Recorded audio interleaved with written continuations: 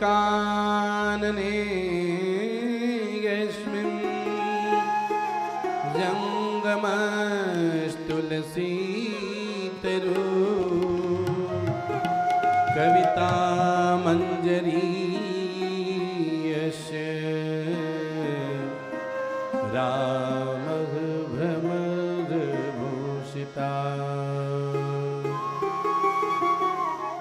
वंदो तुलसी के चरण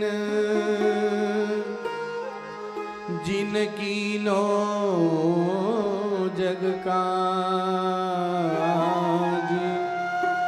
कलि समुद्र बूढ़त लख्यो प्रगट्यो शब्द जहाज श्री मांडवी उर्मिला श्रुति की रति बरबान चार कुंवर चारों रतन तुलसी करत प्रणाम। बोलिए सियावर रामचंद्र भगवान की, उमापति महादेव की, गोस्वामी तुलसीदास जी महाराज की, गंगा मैया की जय जय सीताराम।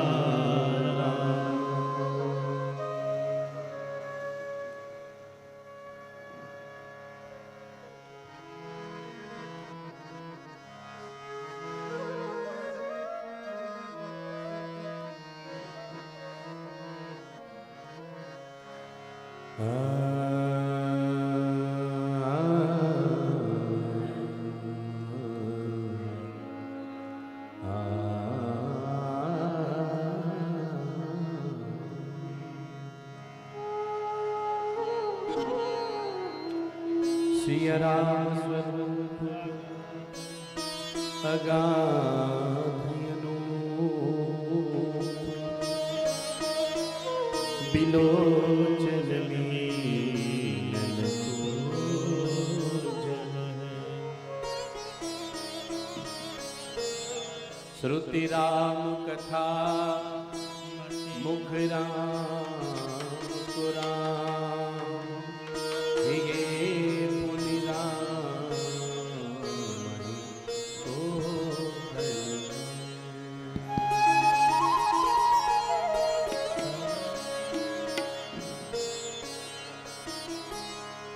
मति राम ही सो गति राम ही सो रति राम ही को पद है सब कील कहे तुलसी मते इतनो जग जीवन को पद है।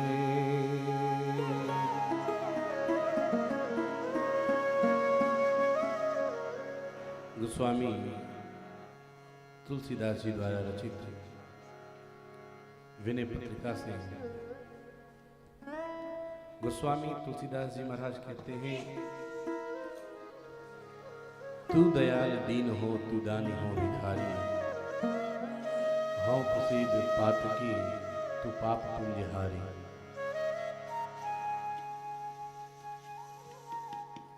हे नाथ,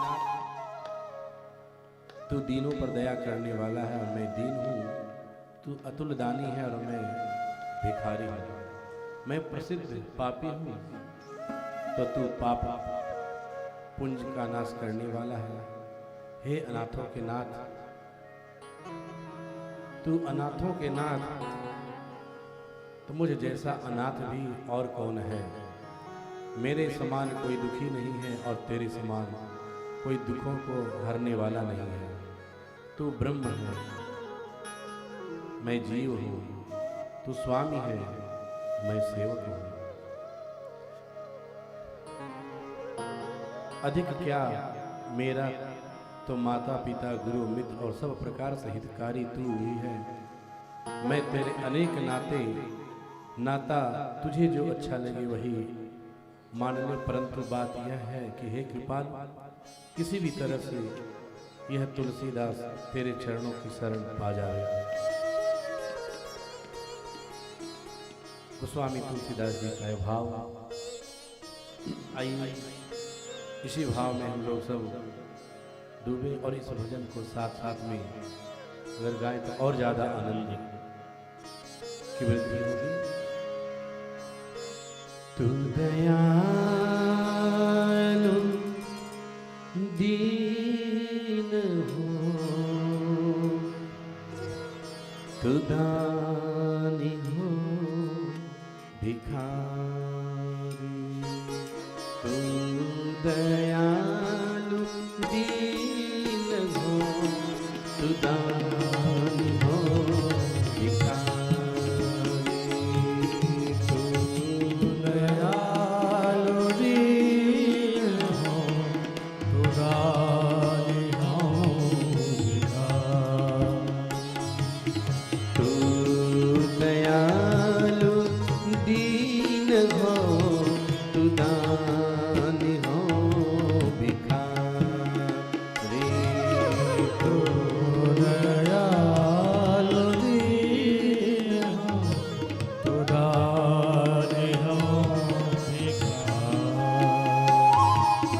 हाँ प्रसिद्ध पात की तू पाप पुंज हारी, हाँ प्रसिद्ध पात की तू पाप पुंज हारी, तू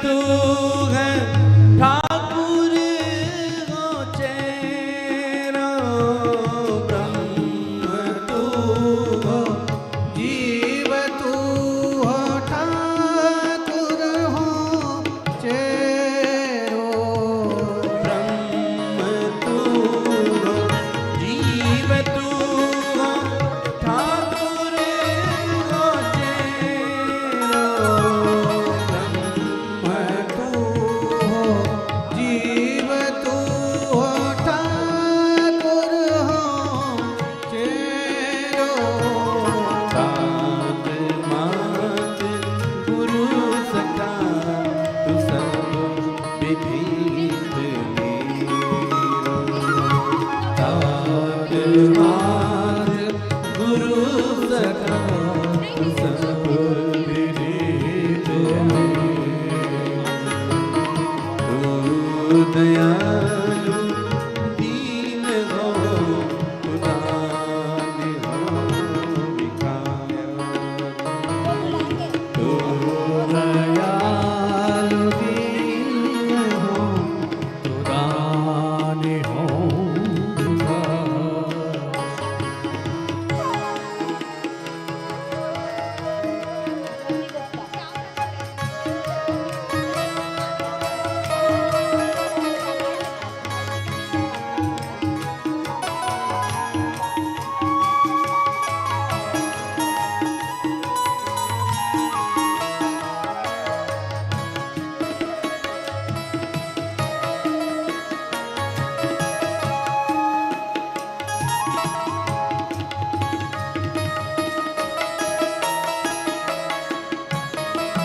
तोगी मोगी नाते अने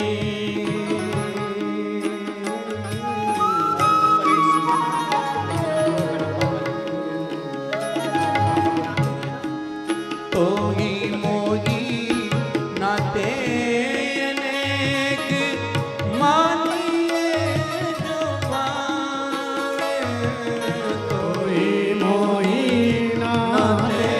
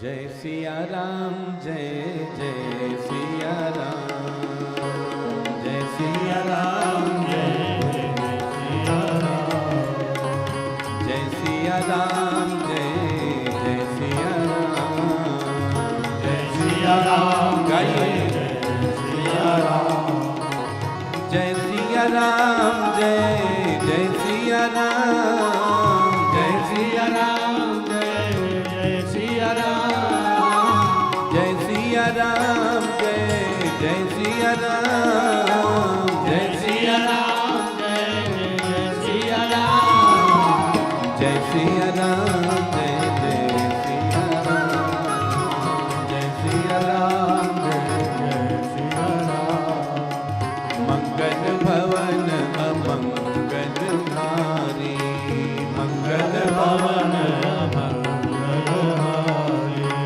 प्रभु सुदशरथ यधिर बिहारी प्रभु सुदशरथ जय सिया राम जय जय सिया राम जय सिया राम जय जय सिया राम जय सिया राम जय जय सिया राम जय सिया राम जय सिया राम उमा कहूँ मैं अनुभव अपना उमा कहूँ मैं सत हरि भजन जगत सब सपना सत हरि भजन जगत सब सपना जय सिया राम जय जय सिया राम जय सिया राम जय जय सिया राम जय सिया राम जय जय सिया राम जय सिया राम जय जय सिया राम जय सिया राम जय जय सिया राम जय सिया राम जय जय सिया राम सीता राम चरण रति मोरे सीता राम चरण रति मोहि अनुदिन बड़ो अनुग्रह तोरे दिन बड़ाई अनुग्रह जय सिया राम जय जय सिया राम जय सिया राम जय जय सिया राम जय सिया राम जय जय सिया राम जय सिया राम जय जय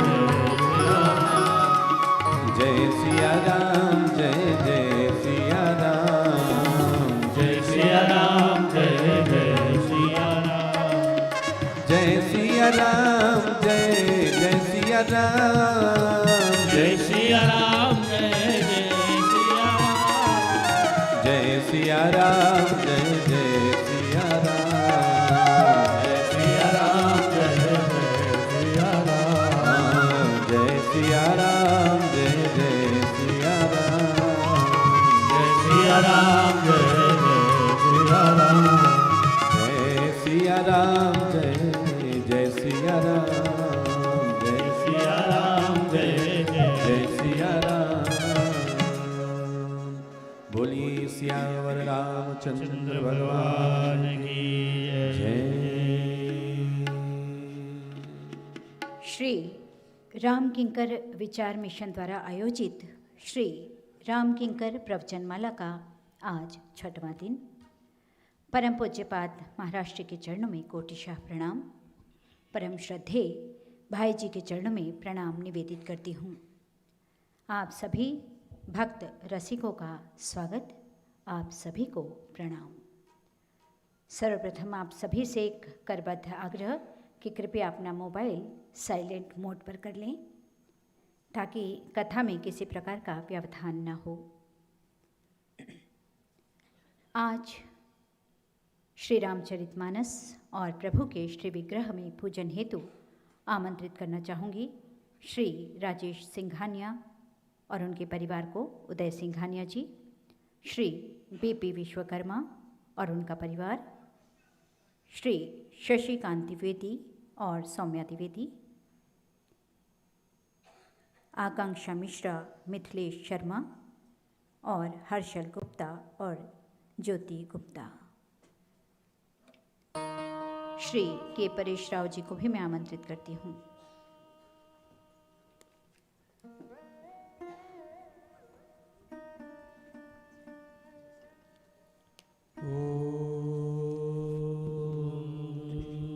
स्वस्ति न इंद्रो वेदस्रवाः स्वस्ति नः पूषा विश्ववेदाः स्वस्ति नस्तार्क्ष्यो अरिष्टनेमिः स्वस्ति नो बृहस्पतिर्दधातु प्रेकादशवा मारुतः वृष्टिमातरः शुभं जावानो विदधे भुजमया अग्निर्जीवमनवः सूर्यजजो विश्वेनो देवा अवसागमनिहं भद्रं कर्णेभिः शृणुयाम देवा भद्रं पश्येमाक्षभिर्यजत्राः स्थिरैरङ्गे श्रुत्वागुं सस्तनो विर्व्यसेमहि देवहितं जदायुः शतमेन्दु शरदो अन्ति देवा जलधानशकला जलसन्तनो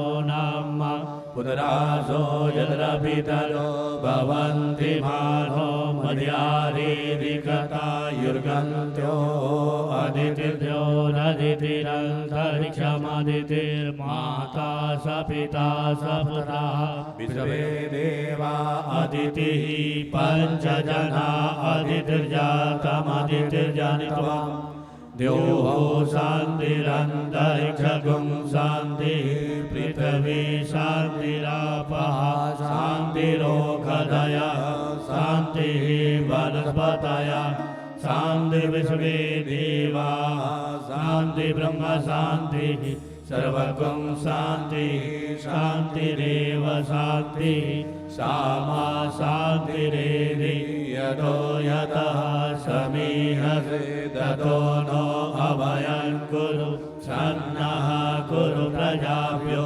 भयन्नः पशुभ्यः गणानां त्वा गणपतिगुं हवामहे प्रियाणां त्वा प्रियपतिगुं हवामहे निधीनां त्वा निधिपतिगुं हवामहे वसो मम आहमजानि गर्भधमा त्वमजासि गर्भधम् गुरुर्ब्रह्मा गुरुर्विष्णु गुरुर्देवो महेश्वरः गुरु साक्षात् परब्रह्म तस्मै श्री गुरवे नमः। खण्डमण्डलाकारं व्याप्तं येन चराचरं तत्पदं दर्शितं येन तस्मै श्री गुरवे नमः।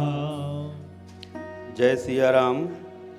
राम कथा की छठी संध्या में पधारे आप सभी मानस प्रेमी भाई बहनों का मैं राम किंकर विचार मिशन परिवार रायपुर की तरफ से आप सबका हार्दिक स्वागत करता हूं। आज कथा श्रवण हेतु हमारे बीच छत्तीसगढ़ गृह निर्माण के मंडल के पूर्व अध्यक्ष आदरणीय सुभाष राव जी पधारे हैं। मैं उन्हें सादर व्यासपीठ पूजन हेतु आमंत्रित करता हूं। हमारे बीच आदरणीय रवि अग्रवाल जी भी उपस्थित हैं, उन्हें भी मैं व्यासपीठ पूजन हेतु आमंत्रित करता हूं। आदरणीय जय किशन जी जाखोदिया जी भी उपस्थित हैं, उन्हें भी मैं व्यासपीठ पूजन हेतु आमंत्रित करता हूं। आदरणीय चंद्रहास पांडे जी भी उपस्थित हैं, उन्हें भी मैं सपत्नीक व्यास पूजन हेतु आमंत्रित करता हूं।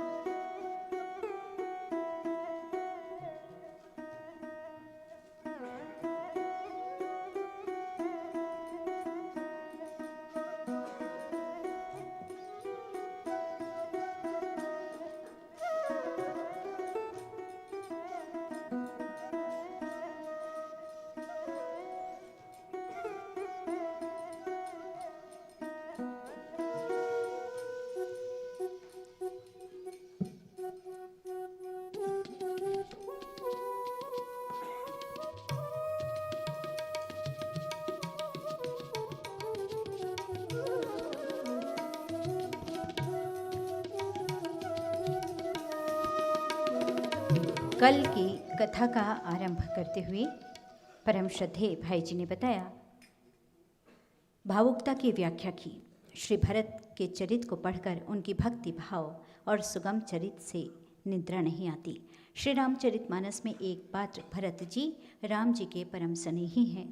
राखी राम रुख धर्म वृत्त की व्याख्या करते हुए आपने संकेत दिया, भगवान राम और भरत में जिसे अकाज की संभावना लगती है वह भक्त नहीं हो सकता, वह भोगी ही होगा। भरत जी जो कहेंगे वो राम जी करेंगे, वो राम और श्री राम वही करेंगे जो भरत जी सोचेंगे।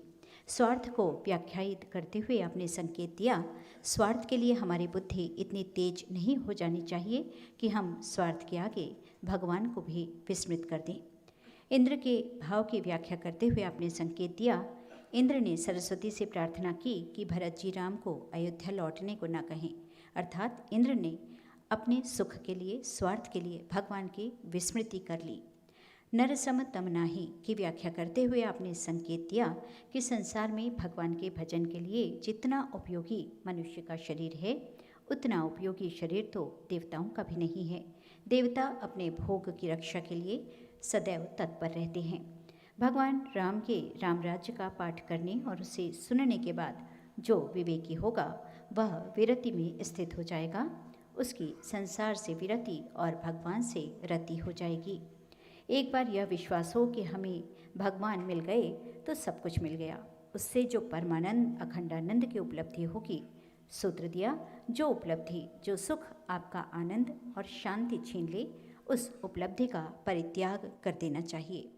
भरत जी ने कहा, हमारे प्रभु श्री राम का स्वभाव शीलवान, सहज, कृपालु और करुणामयी है। इसे विस्तार देते हुए आपने सूत्र दिया, शील अर्थात जो दूसरों की भावना का सम्मान करे, करुणा जो दूसरे के दुख देखकर दुखी हो जाए, और संकोची जो कोई कुछ दे तो लेने में संकोच करे। भगवान राम की तरह उदार, मर्यादा पुरुषोत्तम, प्रेमी कोई दूसरा नहीं है। भगवान के भीतर सारे विरोधी गुण हैं, उनमें सारे के सारे गुण नहीं होंगे तो गुण का अभाव हो जाएगा। प्रभु राम में सब गुण हैं, जो जो गुण भगवान राम में हैं वही वही गुण श्री भरत जी में भी हैं। पराधीनता, स्वतंत्रता को जेल खाने और घर का उदाहरण देते हुए आपने समझाया, जेल खाने में बाहर से कुंडी होती है और घर में अंदर बाहर दोनों से। जब स्वतंत्र होना हो बाहर से कुंडी लगाए, जब परतंत्र होना हो अंदर से कुंडी लगाए, तभी संतुलन बना रहेगा। सूत्र दिया, हमारे जीवन में किसी बात का संतुलित उपयोग हम नहीं करेंगे तब तक हम उसे समझ नहीं पाएंगे। रामचरितमानस में जीवन की एक भी ऐसी स्थिति नहीं है जिसका वर्णन और समाधान मानस में न हुआ हो। कार्य सेवा सृजन करने के लिए विवेक की आवश्यकता है। संकेत दिया, गणेश जी लक्ष्मी जी के साथ, सरस्वती जी के साथ पूजे जाते हैं।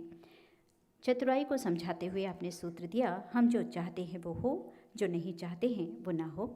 सरस्वती जी के आयुधों को समझाते हुए आपने सूत्र दिया, वीणा के तारों की भांति जीवन में स्वतंत्रता, परतंत्रता दोनों आवश्यक है। जब परतंत्रता हो तो ढीला कर लें, स्वतंत्रता हो तो कस लें। जीवन संगीत के स्वर ठीक ठीक बजने लगेंगे। सूत्र दिया, अनुशासन करते समय लक्ष्य हमसे न छूट जाए, इसका संतुलन रखें। सीमा को समझाते हुए आपने सूत्र दिया, जो हमारी सीमा है उसी में रहें, दूसरों की सीमा में न जाएं। अपने लिए सीमा बनाएंगे तो दूसरों की सीमा स्वतः निर्मित हो जाएगी।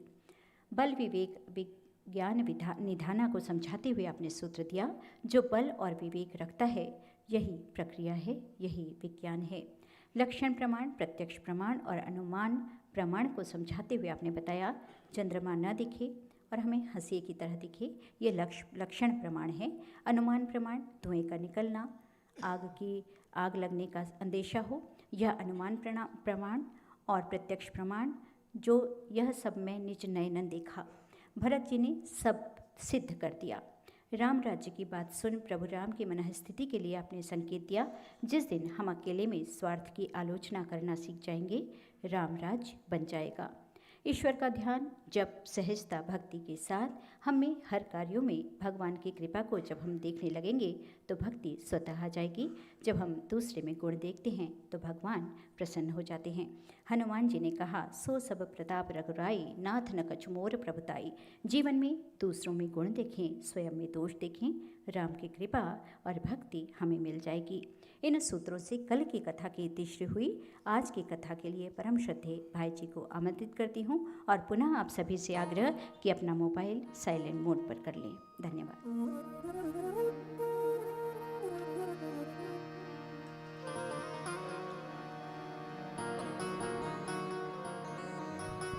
श्री राम श्री राम श्री राम।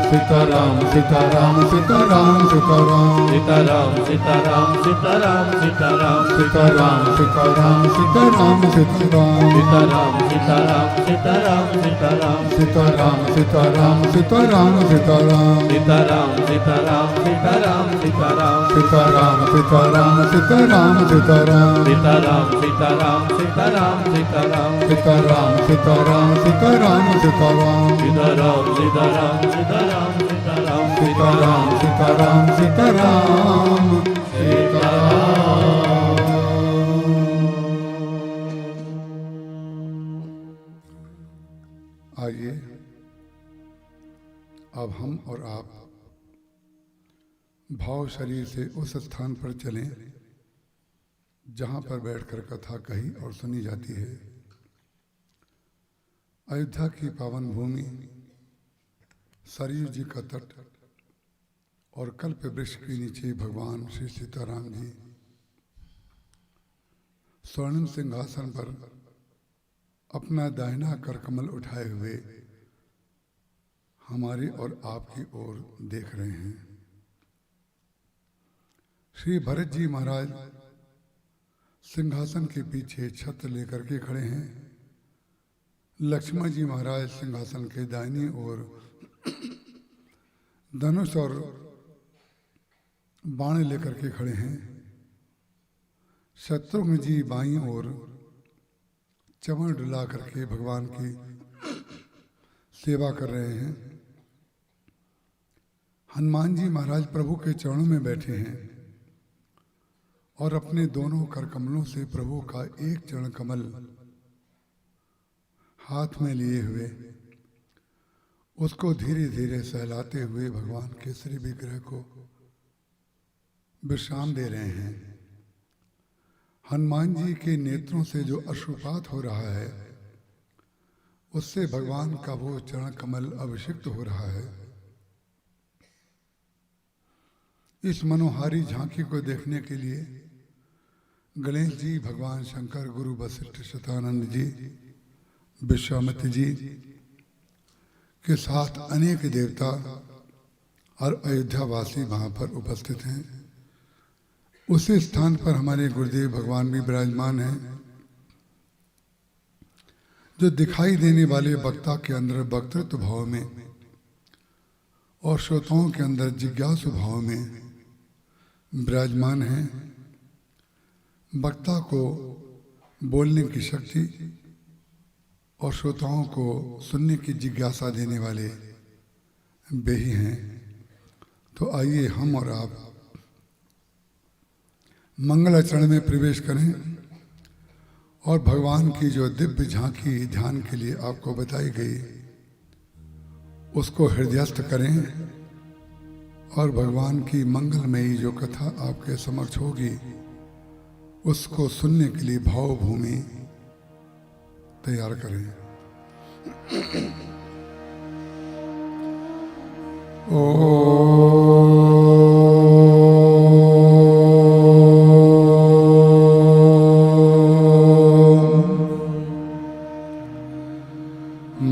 मंगलमूर्तये नमः।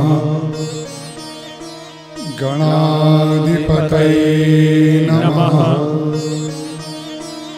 शान्तं शाश्वतमप्रमेयमनघं निर्वाण शान्तिप्रदम् ब्रह्माशंभो फणीन्द्रसेव्यमनिशम् वेदांत वेदं विभुम्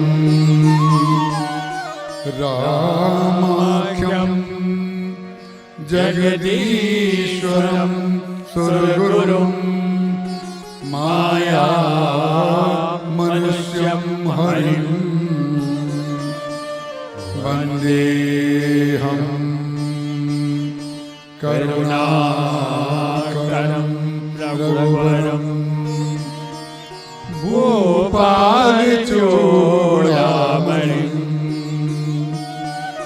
रक्ताम्बोज दलाभिरामनयनं पीताम्बरालङ्कृतं श्यामङ्गं दुर्भुजं प्रसन्नवदनं श्रीसीतया शोभितं कारुण्यामृत सागरं प्रियगणैः भ्राताभिर्भावितं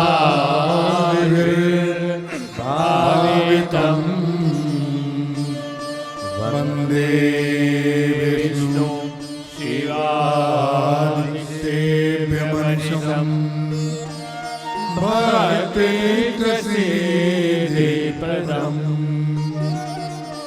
अतुलितबलधामम् हेमशैलावदेहम्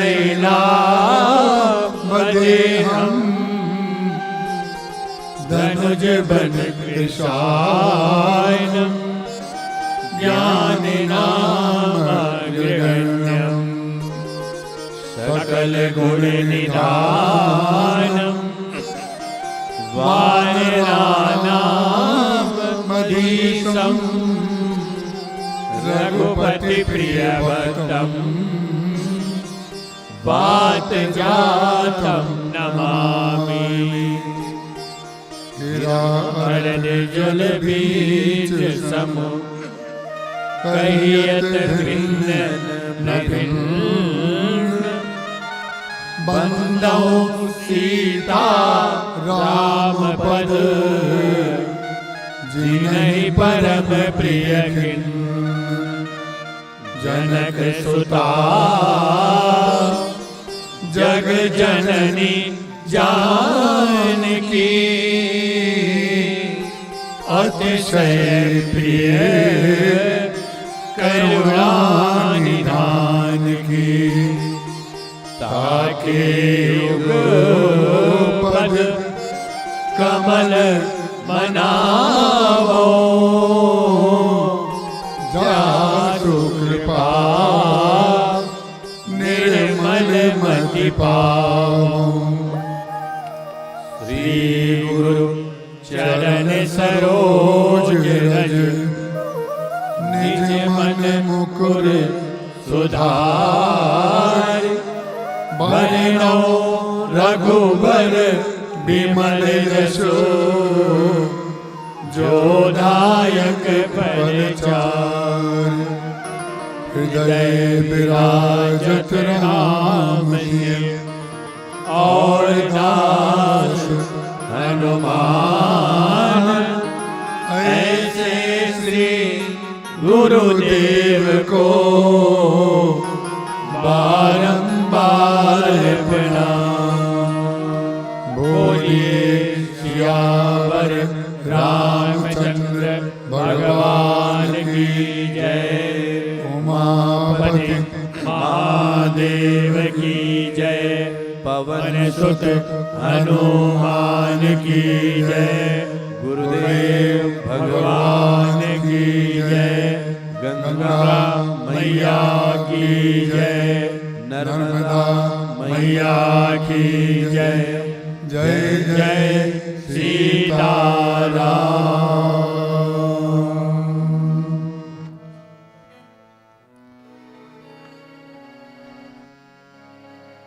मैं अपनी संपूर्ण श्रद्धा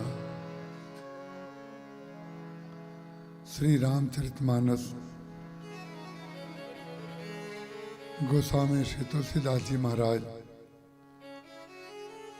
और अपने गुरुदेव के श्री चरणों में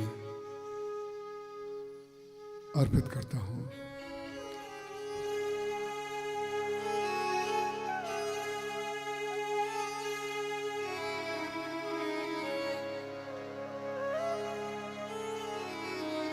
राखी राम रुख धर्म व्रतो पराधीन मोहि जानि सबके सम्मत सर्वहित करिए प्रेम पहचानी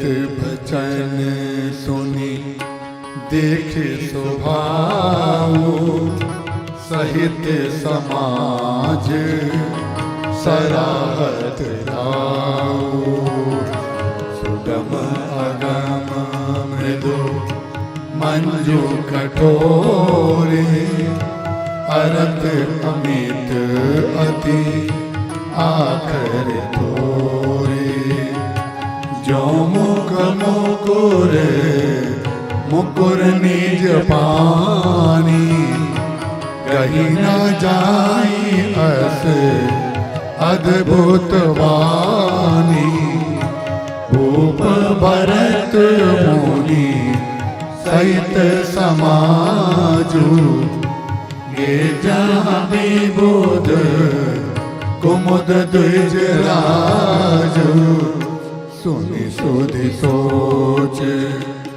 विकल सब लोगा मनहु मीन गन नभ जल जोगा देव प्रथम कुल गुरु गति देखी निरखी विदेह स्नेह विसेखी राम भगति में हर तो निहारे सुर सारथी हरे हारे सबको राम प्रेममय पेखा भय अनेक सोच बस लेखा सबको राम प्रेममय पेखा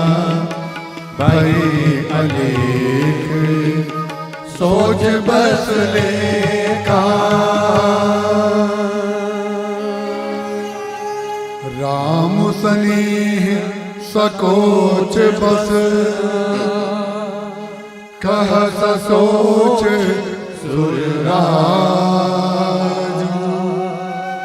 रचहु प्रपंच ही पंच मिली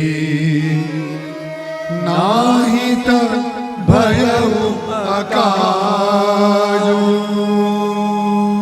बोलिए सियावर रामचंद्र भगवान की जय।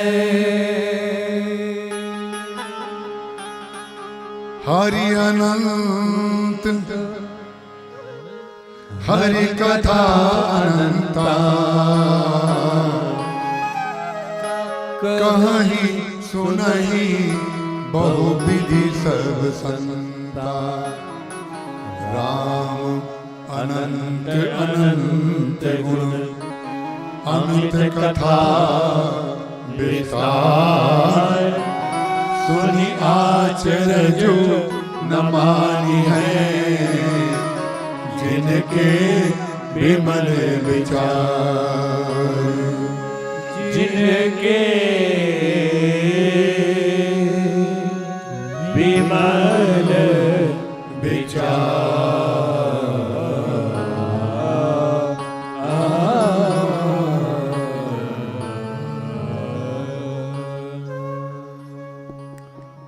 राम कथा रस के रसज्ञ पिपासु महानुभाव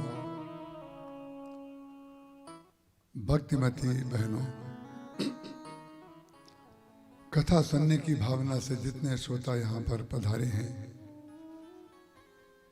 सबके चरणों में मैं प्रणाम करता हूँ और कथा की छठवीं संध्या में आपका स्वागत करता हूँ। कर्ण चाहो रघुपति गुण गाहा लघुमति मोर चरित अवगाहा। जो लोग रामायण का पाठ करते हैं वो हमारी भाव स्थिति को समझ गए होंगे। एक निवेदन मैं ये कर दूं कि यदि मैं कथा 5 मिनट और आगे कर दूं तो भी आप बैठे रहेंगे, मुझे मालूम है, इसमें मुझे कहीं संदेह नहीं है। तो शरीर की दृष्टि से किसी को उठना पड़े वो बात तो ठीक है, लेकिन जहाँ कथा समाप्त होती है कुछ लोग ऐसे जाते हैं जैसे बच्चों की छुट्टी हुई है ना, या आधार कार्ड नीचे गिर गया है उसको उठाने के लिए जैसे लपकते हैं ऐसे थाला लेके भागते हैं। तो हम उनसे निवेदन करते हैं कि आप ये मान के चलिए 5 मिनट का एक भजन होता है, हमें तो उसमें आनंद आता है तभी तो हम गाते हैं। तो हम चाहते हैं कि हमारे आनंद में आप भी भागीदारी बन जाइए। तो एकदम से संडे है क्या कल? तो कल तो स्कूल लगेगा नहीं, तो कल तो भागने की जरूरत है नहीं। इसलिए आज और कल 2 दिन कथा है, कहीं हमारी अर्थ ये ना ले लें कि कल स्कूल ये नहीं लगेगा, ये वाला तो कल लगेगा। तो कोई भी बात कहो तो मन में ये लगता है भी हमारी बात का ये अर्थ ना हो जाए। तो आशा है हम देखिए आ रहे थे तो हमारे सिंघानिया जी ने कहा, हमने गाड़ी से उतरते ही किसी संदर्भ में सौम्या द्विवेदी से और शशिकांत जी से कुछ कहा। बोले आप इतनी जल्दी आ जाते हैं हम 5 मिनट हमेशा पहले पहुंचते हैं। हमने कहा भी हम शांत रहना चाहते हैं। मान लीजिए कोई गाड़ी सामने आ जाए, कोई ट्रैफिक जाम मिल जाए, तो उसमें हम अशांत हो जाएंगे क्योंकि हम समय से पहुंचना है। तो हम अशांत हो सकते हैं जब ये पता है, तो हम अशांत ना हो उसका कार्य तो हम कर ही सकते हैं, हम पहले आ जाते हैं। तो सिंघानिया जी ने हमारी कुछ बातों का बदला ले लिया आज। उन्होंने कहा कि आप हमसे आनंद लेते हो, हम आपसे आनंद लेते हैं। तो उन्होंने कहा कि महाराज जी ने किसी का नाम घड़ी दास रखा था ना, हमने कहा हमारे रखा था। इतना कह ही रहे थे, तब तक अशोक जी गुप्ता पीछे से आ गए, उन्होंने सुन लिया। उन्होंने कहा लेकिन आप भले ही घड़ी का ध्यान रखते हो और महाराज जी का बगैर घड़ी ध्यान रखते हुए भी आनंद में रहते थे। हमने कहा हमारा करा कराया सब लीप दिया। तो ये तो देखिए हमारा आपसे संबंध ऐसा है कि हम इतनी बातें कह लेते हैं, हर एक से ऐसा नहीं कहते हैं, सावधान रहते हैं। लेकिन देखिए बात समय की ऐसी है, हम बिल्कुल समय पे आते हैं। हमारा रिकॉर्ड है, हमारे जीवन का रिकॉर्ड है कि हम आज तक कहीं पर भी 1 मिनट भी लेट नहीं पहुंचे हैं। कोई बता दे हमने जो समय दिया हो। कभी कभी तो ऐसा होता है कि 10 मिनट हम बिफोर पहुंच जाते हैं, तो हम गाड़ी घुमाते हैं, क्योंकि अगर रनवे खाली नहीं है तो फ्लाइट भी ऊपर घूमती है, या मौसम खराब है तो भी फ्लाइट ऊपर घूमती है। क्यों भी हर्ष नहीं है क्या? आज ही हर्ष को मैंने याद किया, आज ही गाएगा। तो फ्लाइट ऊपर घूमती है, तो वो हमें मोबाइल में दिखाता है एयरपोर्ट पर, महाराज जी आपकी फ्लाइट ऊपर घूम रही है, अभी उतरने नहीं दिया जा रहा है उसको, मौसम खराब के कारण या कोई भी। तो आप लोगों से मेरा निवेदन है कि समय का पालन तो जो हम कर ही रहे हैं, पहले दिन एक व्यक्ति के बार बार घड़ी देखने से आप कल्पना कर सकते हैं कि मैं भूल गया कि मेरी कथा कितने बजे तक है, तो 9 बजे की जगह मैंने 8:30 बजे पूरी कर दी। इतना विक्षेप हो जाता है किसी व्यक्ति के ऐसा कार्य करने से। तो घड़ी देखने का काम मैं करूं और कथा सुनने का काम आप करिए। चरित करो करण चहो रघुपति गुण गाहा, लघुमति मोर चरित अवगाहा। मेरी मति है थोड़ी और भगवान का चरित्र है अनंत, उसको मैं कैसे पूरा करूं ये समझ में नहीं आता है। भरद्वाज जी महाराज भरत जी से कहते हैं, तात भरत तुम सब विधि साधो। हे भरत आप सब तरह से साधु हैं, सब तरह से साधु हैं। माने साधु के जितने भी लक्षण होते हैं वो सब आपके अंदर हैं। आज हम लोग आपस में बातें कर रहे थे कमरे में, 2-3 लोग सत्संग में, मिंटू वगैरह से गांधी। तो मैंने उनसे कहा कि मैंने इस साल तो भरत चरित्र की आउटलाइन बनाई है, आप ये मत समझिएगा कि मैं अभी भरत चरित्र पर बोला हूं, और अगले साल प्रभु ने अगर मुझे यहां बुलाया और ऐसा बानक बना तो अब की मैं पूछूंगा नहीं कौन से विषय पे प्रवचन करूं, अब की मैं स्वयं निर्णय करूंगा कि कौन सी विषय पे प्रवचन करूं। उस चरित्र का नाम होगा भरत चरित्र। और भरत चरित्र का नाम क्यों पुरुषोत्तम जी अच्छा नहीं लगा? आप तो अपने साथी की तरह बन गए, वो सीट खाली है बीच में, याद आ गई क्या उनकी? क्योंकि आपके अभिन्न आदरणीय है ना, तो उन्हीं की याद आ गई। तो मैंने जो बात कही कि भरत चरित्र जो है उस पे प्रवचन तो होगा अगले साल। भरत चरित्र की आउटलाइन, जैसे कोई चित्र बनाया जाता है तो पहले जिस दीवार पर या जिस कपड़े पर, कैनवास पर, जिस कागज पर चित्रकार चित्र बनाता है, उसके विरोधी रंग पहले वो उस दीवार पे लगाता है। विरोधी रंग का तात्पर्य उस रंग का प्रयोग जो है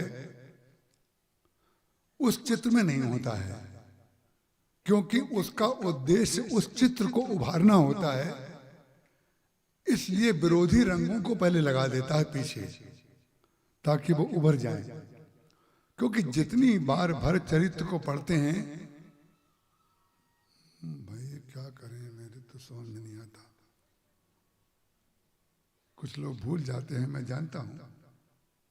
तो अब मैं फिर से सूचना दे रहा हूं, कृपा करके मुझे सीधा रहने दीजिए, मैं जैसा हूं वैसा बने रहने दीजिए, ताकि हम आपकी ओर प्रेम से देखें। तो भरत जी महाराज से भरद्वाज जी कह रहे हैं, तात भरत तुम सब विधि साधु, आप हर तरीके से साधु हैं। कोई साधु का लक्षण ऐसा नहीं है आपके अंदर जो ना हो।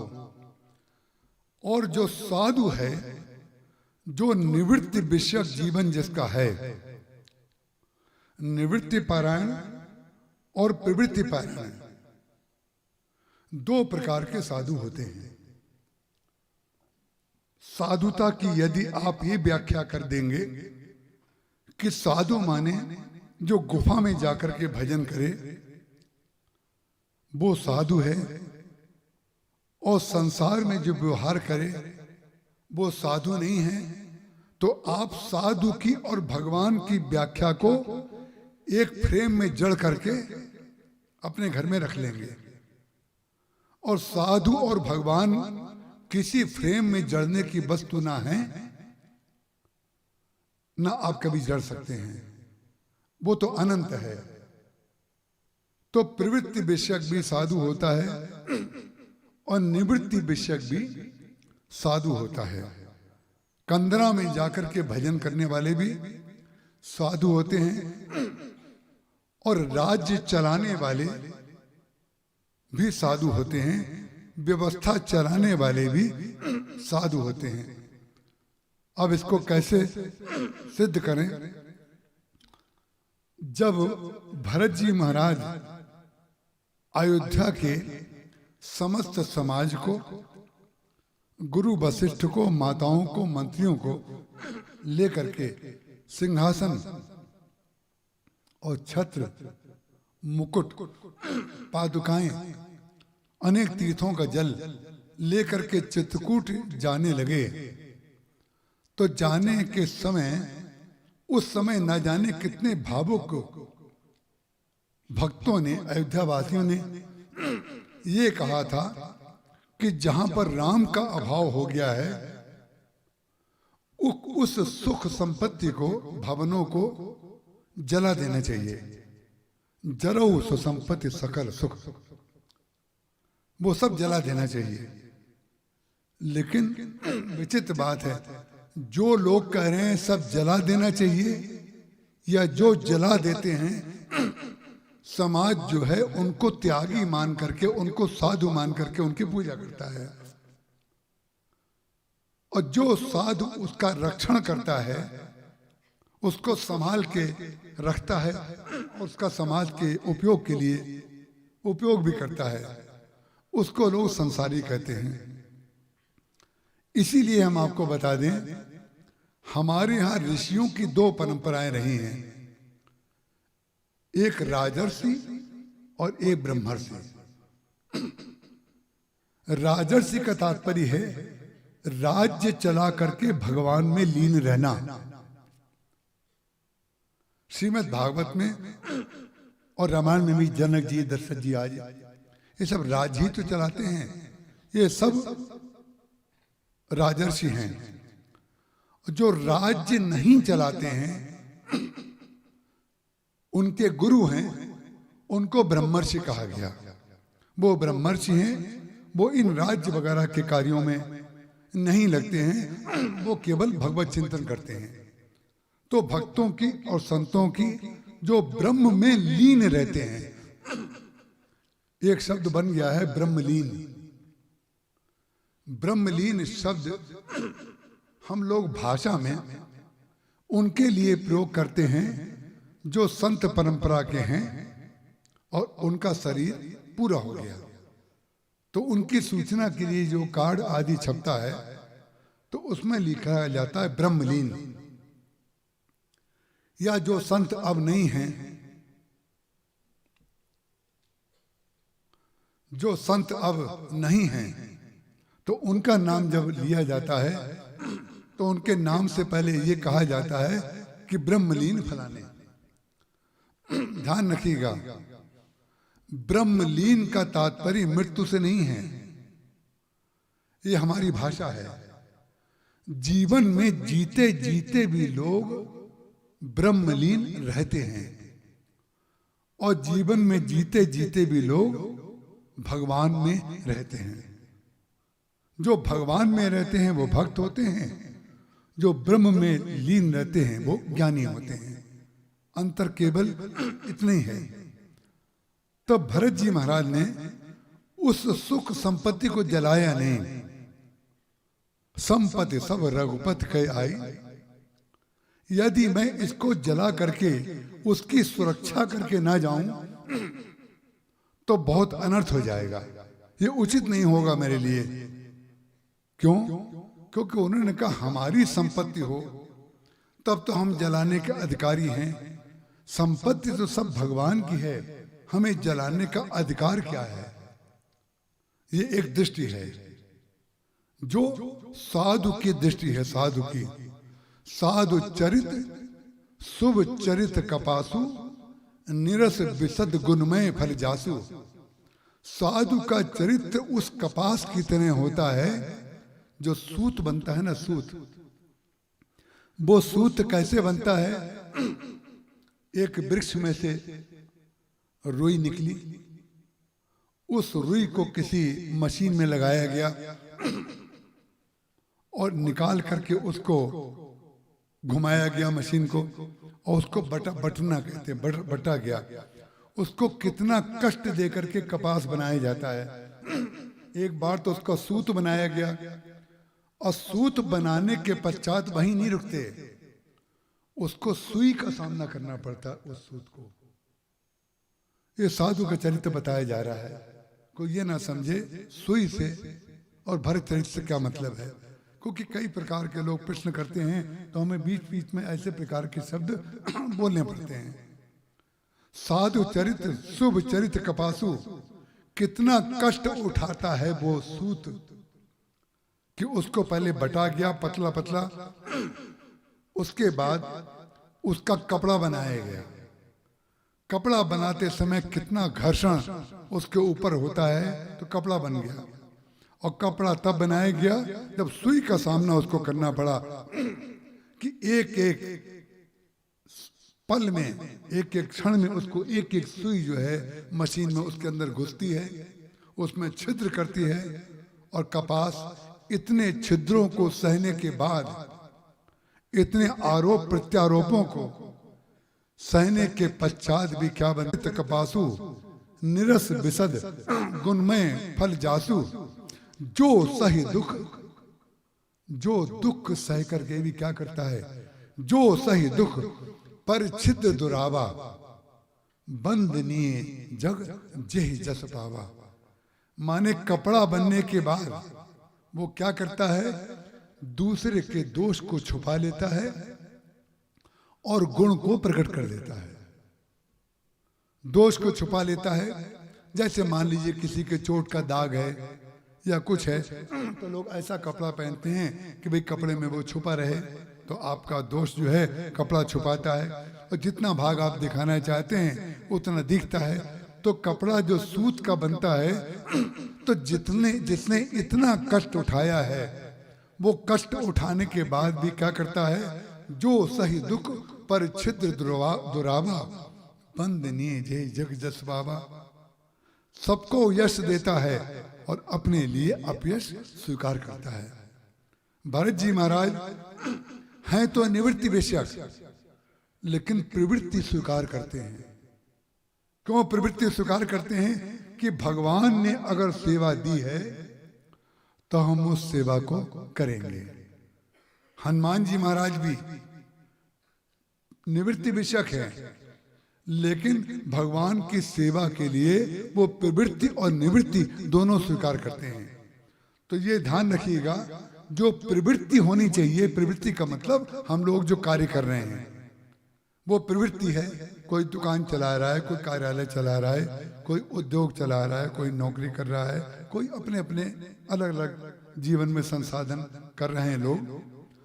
तो जो प्रवृत्ति होनी चाहिए उसका उद्देश्य निवृत्ति होना चाहिए, और जो निवृत्ति है वो प्रवृत्ति विषयक होनी चाहिए। थोड़ा सा गंभीर है शब्द, लेकिन आपको मैं फिर जरा अर्थ के साथ बता रहा हूं।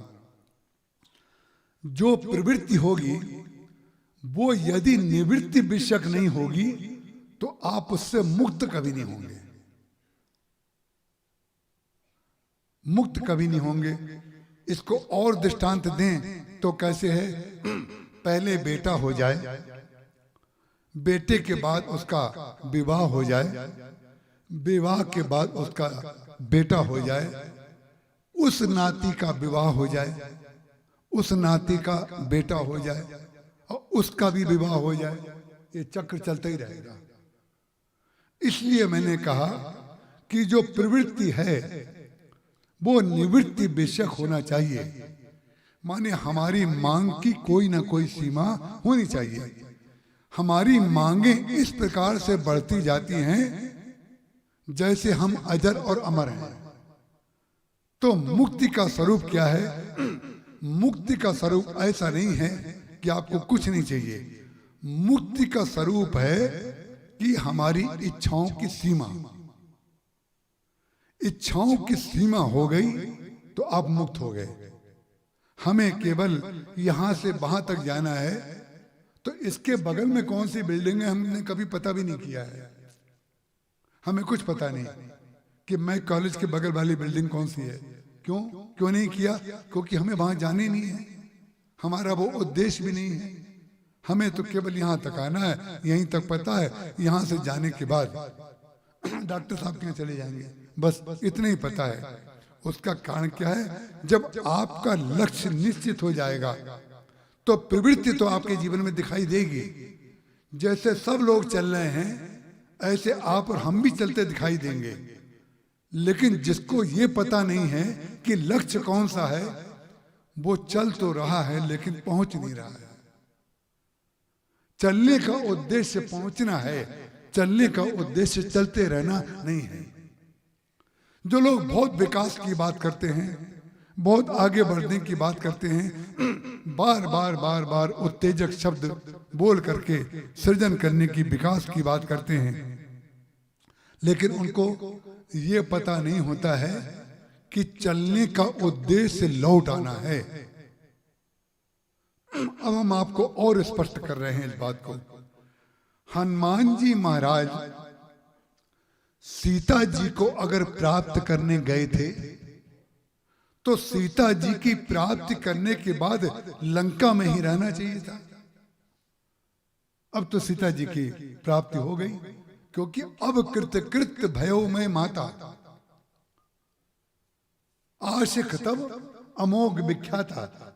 इस बात को हनुमान जी महाराज ने स्वयं अपने मुख से कहा कि अब मैं कृतकृत हो गया। अब कृत भयो में माता आशिक तब अमोघ विख्याता। आपका अमोघ आशीर्वाद मुझे मिल गया, मैं कृतकृत हो गया। लेकिन कृतकृतता का फल क्या है? कृतकृतता का फल क्या है? महाराज जी ने एक विषय कहा था, उसके महाराज जी के उस वाक्य के द्वारा मैं अपने वाक्य को पुष्ट कर देता हूं। महाराज जी से किसी ने पूछा कि हनुमान जी से किसी भक्त ने कहा कि महाराज आपको भूख लगी थी तो आपने वाटिका के लंका में जाकर के फल खाए, लेकिन फल खाने के बाद आपने बाग को उजाड़ क्यों दिया? तो हनुमान जी महाराज ने कहा ये फल खाने का फल है। कभी कभी मुझे लगता है कि पहुंची कि नहीं पहुंची, समझ गए ना आप? कभी सुनाया है लगता है मुझे, तभी समझ गए लोग। यहाँ पर एक प्रेमचंद जी जैस महाराज जी के बड़े कृपा पात्र थे। उन्होंने महाराज जी को यह सुना करके बड़ा हंसाया था। महाराज जी हंसाने वाले लोगों को, अपनी ठेठ भाषा में बोल रहा हूं, हंसाने वालों को महाराज जी पालते थे। पाला उसको जाता है जिससे प्रेम किया जाता है। पालने का रूढ़ अर्थ मत समझ लीजिएगा। महाराज जी पालते थे, बच्चों को भी तो पालते हैं ना, ऐसे महाराज जी पालते थे। तो कथा करने के बाद महाराज जी, गंभीर कथा, तो प्रेमचंद जी आकर के महाराज जी को हंसाने का कार्य कमरे में करते थे। आज उनकी देखी याद आ गई। सूक्ष्म रूप में भक्त लोग कथा में रहते हैं, इसीलिए उनकी स्मृति कहीं ना कहीं आ जाती है। तो प्रेमचंद जी बड़े विनम्र, हमेशा हाथ जोड़े रहते थे। जब मैं पहली बार स्टेशन पर उतरा था रायपुर, तो उन्होंने मुझे गले लगा लिया था, भैया आपका नाम क्या है? और सबसे पहला नया कुर्ता मेरा, जैसे हाथ में पहनते हैं ऐसे गांव की माताएं पहले सोने का कड़ा जैसा कुछ यहाँ पहनती थी, उसका नाम होता था पहुंची। उसको गांव में कहते पहुंची। तो एक व्यक्ति व्यापार करने के लिए गया, बड़ा पैसा कमाया, तो पार्सल बांध करके सोने की पहुंची अपनी पत्नी को पार्सल कर दी। जब पार्सल कर दी तो कोई उत्तर नहीं आया पत्नी का चिट्ठी में। जब उत्तर नहीं आया तो उसने फिर चिट्ठी लिखी, एक पहुंची हमने तुम्हें भेजी थी, वो पहुंची तुम्हें पहुंची या ना पहुंची? एक पहुंची हमने तुम्हें भेजी थी, वो तो पहुंची तुम्हें पहुंची या ना पहुंची? यदि पहुंची पहुंची तो लिख भेजो हमें पहुंची।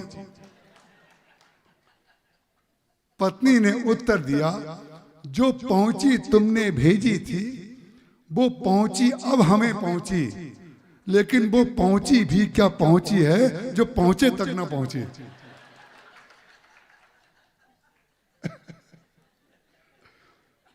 हमने ये इसलिए सुना दिया कि जिसको सुनकर के हमारे महाराज जी को आनंद आया था। देखिए, महाराज जी को जिसको सुनकर के आनंद आया, इसका तात्पर्य जिसमें महाराज जी को आनंद आता है आपको उसी में आनंद आता है। इतने दिन कथा कह करके तो हमने पता नहीं क्या किया। तो मैं आपको ये कहना चाहता हूं कि जब मैंने अभी जो बात कही थी प्रवृत्ति और निवृत्ति की, तो मुझे लगा अभी पहुंची नहीं। तो वो पहुंची मुझे कहां ले गई आप समझ गए होंगे। मैं कह रहा था कि प्रवृत्ति का विषय निवृत्ति अगर नहीं होगी तो आप हमेशा फंसे रहेंगे। हनुमान जी महाराज सीता जी को जब कहते हैं अब कृत भय में माता, तो उसके बाद जब कृतकृत्यता मिल गई तब भगवान राम के पास क्यों लौट करके गए? और जब धनुष टूट गया तो जनक जी ने ये निर्णय किया था धनुष टूट जाएगा, उसी के साथ विवाह होगा। तो धनुष जब टूट गया तो विश्वामित्र जी के चरणों में उन्होंने प्रणाम किया और ये कहा, महाराज धनुष टूट गया, विवाह हो गया। तब विश्वामित्र जी ने कहा कि यद्यपि धनुष टूटने के बाद विवाह हो गया, लेकिन तदपि, यद्यपि के साथ तदपि जहां जहां रामायण में आ जाता है, इसका तात्पर्य होता है यद्यपि। सही तो यह है कि आप जो कह रहे हैं, लेकिन तदपि माने अभी कुछ और करना बाकी है। टूटत ही धनु भयो विबाहु, लेकिन तदपि जाई तुम करो अब जथा वंश व्यवहार। धनुष टूट तो गया, लेकिन धनुष टूटने का फल भगवान राम का सीता जी का विवाह हो गया, हो जाना चाहिए। लेकिन ये ध्यान रखिएगा, विवाह का लाभ केवल जनकपुर वालों को ही नहीं, अयोध्या वालों को भी तो मिलना चाहिए। तो उन्होंने कहा कि आप ऐसा करिए, दूत अवधपुर पठवो जाइए, अयोध्या में दूत भेजिए, दशरथ जी को सूचना दी जाए, दशरथ जी महाराज वहां से बारात लेकर के आए, क्योंकि केवल जनकपुर वालों को आनंद आए, निवृत्ति वालों को आनंद आए, प्रवृत्ति वालों को आनंद ना आए तो पूर्णता कैसे होगी। जो दशरथ जी के, डॉक्टर साहब तबीयत ठीक है ना? मुझे लगा कहीं थके हुए लग रहे हैं आप, इसलिए मैंने पूछा। तो इसलिए है ना कि दशरथ जी और जनक जी जब तक मिले नहीं, दशरथ जी महाराज की जो अयोध्या है वो प्रवृत्ति विषयक है और जनकपुर जो है वो निवृत्ति विषयक है। एक जगह ज्ञान और एक जगह भक्ति, इसलिए दोनों को मिलना जरूरी है। बोले अयोध्या वाले जनकपुर वाले और दशरथ जी, जनक जी, राम जी और सीता जी, सब लोग एक दूसरे से जब तक मिल नहीं जाएं तब तक जो है ये पूर्ण नहीं होगा विवाह। उन्होंने कहा जब दशरथ जी महाराज लेकर के बारात आएंगे उसके बाद विवाह पूर्ण होगा। वैसे ही हुआ। इसी प्रकार से हनुमान जी महाराज जब उन्होंने सीता जी से कहा अब कृत भयो में माता, आशिक तब अमोघ विख्याता, लेकिन जब कृतकृत्यता आ गई, कृतकृत्यता का तात्पर्य होता है कि अब कुछ करना शेष नहीं है, अब कुछ करना शेष नहीं है। लेकिन कृतकृत्यता आने के बाद कृतकृत्यता आने का प्रमाण क्या है? कृतकृत्यता आ गई, इसका प्रमाण क्या है? उसका प्रमाण है कि आप सीता जी का कार्य भगवान के पास लेकर के पहुंचते हैं कि नहीं। सारे लोग संसार के ये समझते हैं कि हम जिस लक्ष्य को पाना चाहते हैं, जो हमने योजना बनाई थी उसको पालें और हमने लक्ष्य पूर्ण कर लिया। लेकिन लक्ष्य पूर्ति उसको नहीं कहते हैं। लक्ष्य पूर्ति उसको कहते हैं कि आप जहां से चले थे लक्ष्य पूर्ति करके वहीं पर लौट करके आ गए कि नहीं। इसी को पूरक, कुंभक और रेचक कहते हैं। इसी को पूरक, रेचक और कुंभक कहते हैं। और इसी को संगीत में आरोह और अवरोह कहते हैं। और इसी को संगीत में सम पर आ जाना कहते हैं। सम से चले, आरोह हुआ और अवरोह लेकर के फिर सम पर लौट करके आ गए, तब संगीत पूर्ण होता है।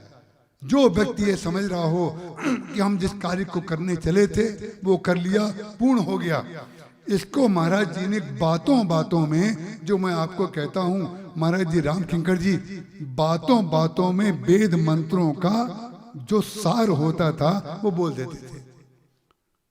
बर्ली सिफेस पर बंबई में डॉक्टर ने कहा आपको इतना चलना जरूरी है, तो वो बर्ली सिफेस पे एक दूध डेयरी है, वहां तक जहाँ पर वो सी लिंक शुरू हुआ है, वहां से लेकर दूध डेयरी तक महाराज जी को घूमने के लिए हम लोग एक योजना बनाते थे और लेके जाते थे घुमाने के लिए।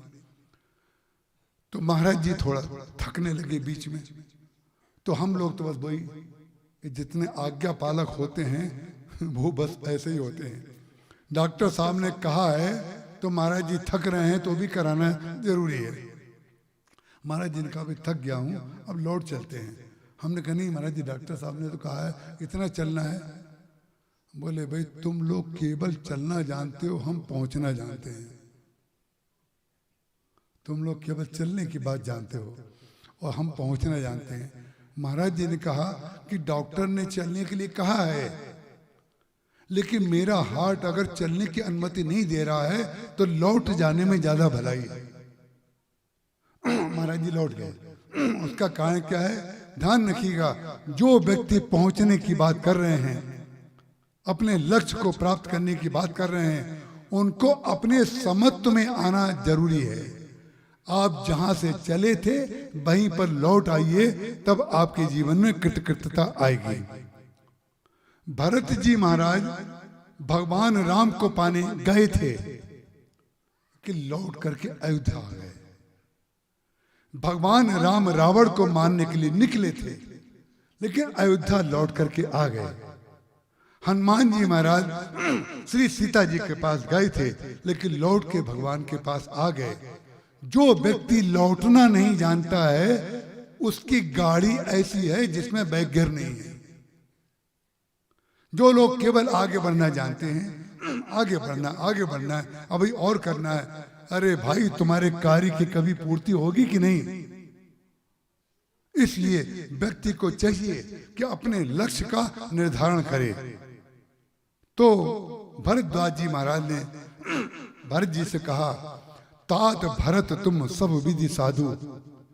हे भरत, तुम एक ऐसे साधु हो जिसके अंदर प्रवृत्ति है और निवृत्ति भी है। प्रवृत्ति निवृत्ति विषयक है और निवृत्ति प्रवृत्ति विषयक है। उसका निवृत्ति प्रवृत्ति का विषयक का मतलब लोग नहीं समझ पाए होंगे। आप छोड़ोगे क्या? जो निवृत्ति विषयक लोग हैं वो ये कहें कि हम निवृत्ति विषयक हैं, या आप जिनको मानते हो इन्होंने बड़ा त्याग किया है, ये बड़े निवृत्ति विषयक हैं, तो त्यागी तो आप तभी कहेंगे ना जब उन्होंने छोड़ा होगा। जब उन्होंने छोड़ा होगा तभी तो त्यागी कहेंगे। अब आप निवृत्ति और प्रवृत्ति के ऊपर शिखर पे जाइए। निवृत्ति और प्रवृत्ति के दोनों आशा है। आप निवृत्ति और प्रवृत्ति के दोनों विषयों को अच्छी तरह समझ गए होंगे। मैंने सरल से सरल तरीके से बता दिया है।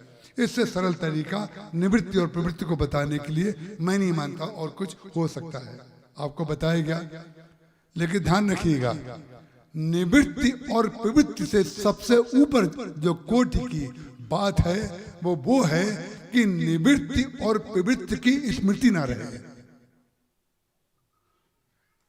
निवृत्ति और प्रवृत्ति की दोनों की स्मृति से जो कोई ऊपर भक्त उठ गया उसको कहते हैं भरत, उसको कहते हैं भरत। जग जप राम, राम जप जेहि। भरत जी महाराज वो हैं कि जिनको अपनी निवृत्ति और प्रवृत्ति का कोई भान ही नहीं है। उन्हें पता ही नहीं है कि मेरे अंदर कोई विशेषता है। भरत जी महाराज जब भरद्वाज जी के पास पहुंचते हैं तो पहुंचने के पश्चात जो ब्रह्मर्षि हैं उनका ये कर्तव्य है कि जो प्रवृत्ति को साथ में लेकर के आया है उस प्रवृत्ति मार्गी को सुख सुविधा दिलाए। जिस भरद्वाज को अपने लिए कुछ भी नहीं चाहिए, लंगोट मार करके रहते हैं कुटिया में, भरद्वाज जी महाराज जिनको कुछ नहीं चाहिए, अपनी साधना का सर्वस्व त्याग करके भरत जी महाराज कुटिया में रह रहे हैं। और जो भरद्वाज जी महाराज अपनी साधना को का पूरा जो शक्ति है उसको लगा करके कुटिया में रहते हैं। उसका उपयोग किसी संसाधन को जुटाने में वो नहीं करते हैं। और भरत जी महाराज संपत्ति लेकर के जा रहे हैं, छत्र लेकर के जा रहे हैं, चमर लेकर के जा रहे हैं, सब कुछ सोना चांदी उनके पास है। उस समय भरद्वाज जी महाराज ने अपनी जो निवृत्ति है वो प्रवृत्ति के ऊपर निछावर कर दी।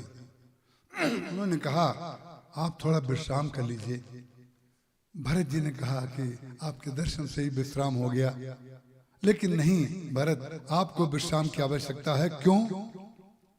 जस पूजा तस चाहिए देवता, या जैसा देवता हो जस देवता तस चाहिए पूजा। जैसा देवता हो उसके अनुरूप उसकी पूजा होनी चाहिए। तो उन्होंने क्या सोचा कि राजा के पुत्र हैं, जब राजा के पुत्र हैं तो राजोचित सम्मान उनका होना चाहिए। तो उन्होंने अपनी संकल्प शक्ति से भरत में और विश्वामित्र में यही अंतर है। क्योंकि आप लोग सत्संगी हैं पुराने, इसलिए मैं वो बातें संक्षेप में आपके सामने सूत्र रूप में कह रहा हूं। आपने अच्छी तरह सुना होगा, उस विषय का हम विस्तार नहीं करेंगे कि जब विश्वामित्र जी शिकार खेलने के लिए गए थे जंगल में, तो उनको वशिष्ठ जी की कुटिया मिल गई थी और वशिष्ठ जी महाराज ने विश्वामित्र जी के लिए अनेक प्रकार की सुख सुविधाओं का इंतजाम कर दिया। विश्वामित्र जी महाराज ने उसका लाभ उठाया। सारी की सारी सेना और विश्वामित्र जी सबने मिलकर के विश्राम किया रात भर, और सवेरे सवेरे जब उन्होंने प्रणाम किया वशिष्ठ जी को, आपने हमारी बड़ी सुख सुविधा का ध्यान रखा, जो हमारे राजमहलों में है वो सारी की सारी सुख सुविधा आपने हमें उपलब्ध करा दी। हम आपके प्रति बड़े कृतज्ञ हैं, लेकिन हम आपके बड़े कृतज्ञ हैं। अब हम आपको, जो जिसके जीवन में प्रवृत्ति में निवृत्ति नहीं होती है, उसकी स्थिति क्या होती है वो बता रहे हैं। विश्वामित्र जी महाराज ने प्रणाम किया वशिष्ठ जी को, यहां तक तो बिल्कुल ठीक बात है, और धन्यवाद दिया, यहां तक भी बिल्कुल ठीक बात है। अगला जो वाक्य उन्होंने कहा, उससे युद्ध की स्थिति बन गई। उन्होंने कहा, पहले ये बताइए कि आपने ये जो राजोचित सम्मान हमारा किया, ये आप लाए कहां से? कोई व्यक्ति आपको 5 स्टार होटल में भोजन कराए और उसके बाद आप उससे ये पूछें कि ये पैसा लाए कहां से, ये आया कहां से, तो परिणाम क्या होगा? बेचारा वो डर जाएगा कि अब कल क्या होने वाला है पता नहीं। उसका कारण क्या है? जो प्रवृत्ति मार्गी होता है, संसारी होता है, उसका आप सम्मान करो तो उसको सम्मान का सुख नहीं मिलता है। वो लौटते समय गाड़ी में ये पूछता है कि इनके पास आया कहां से।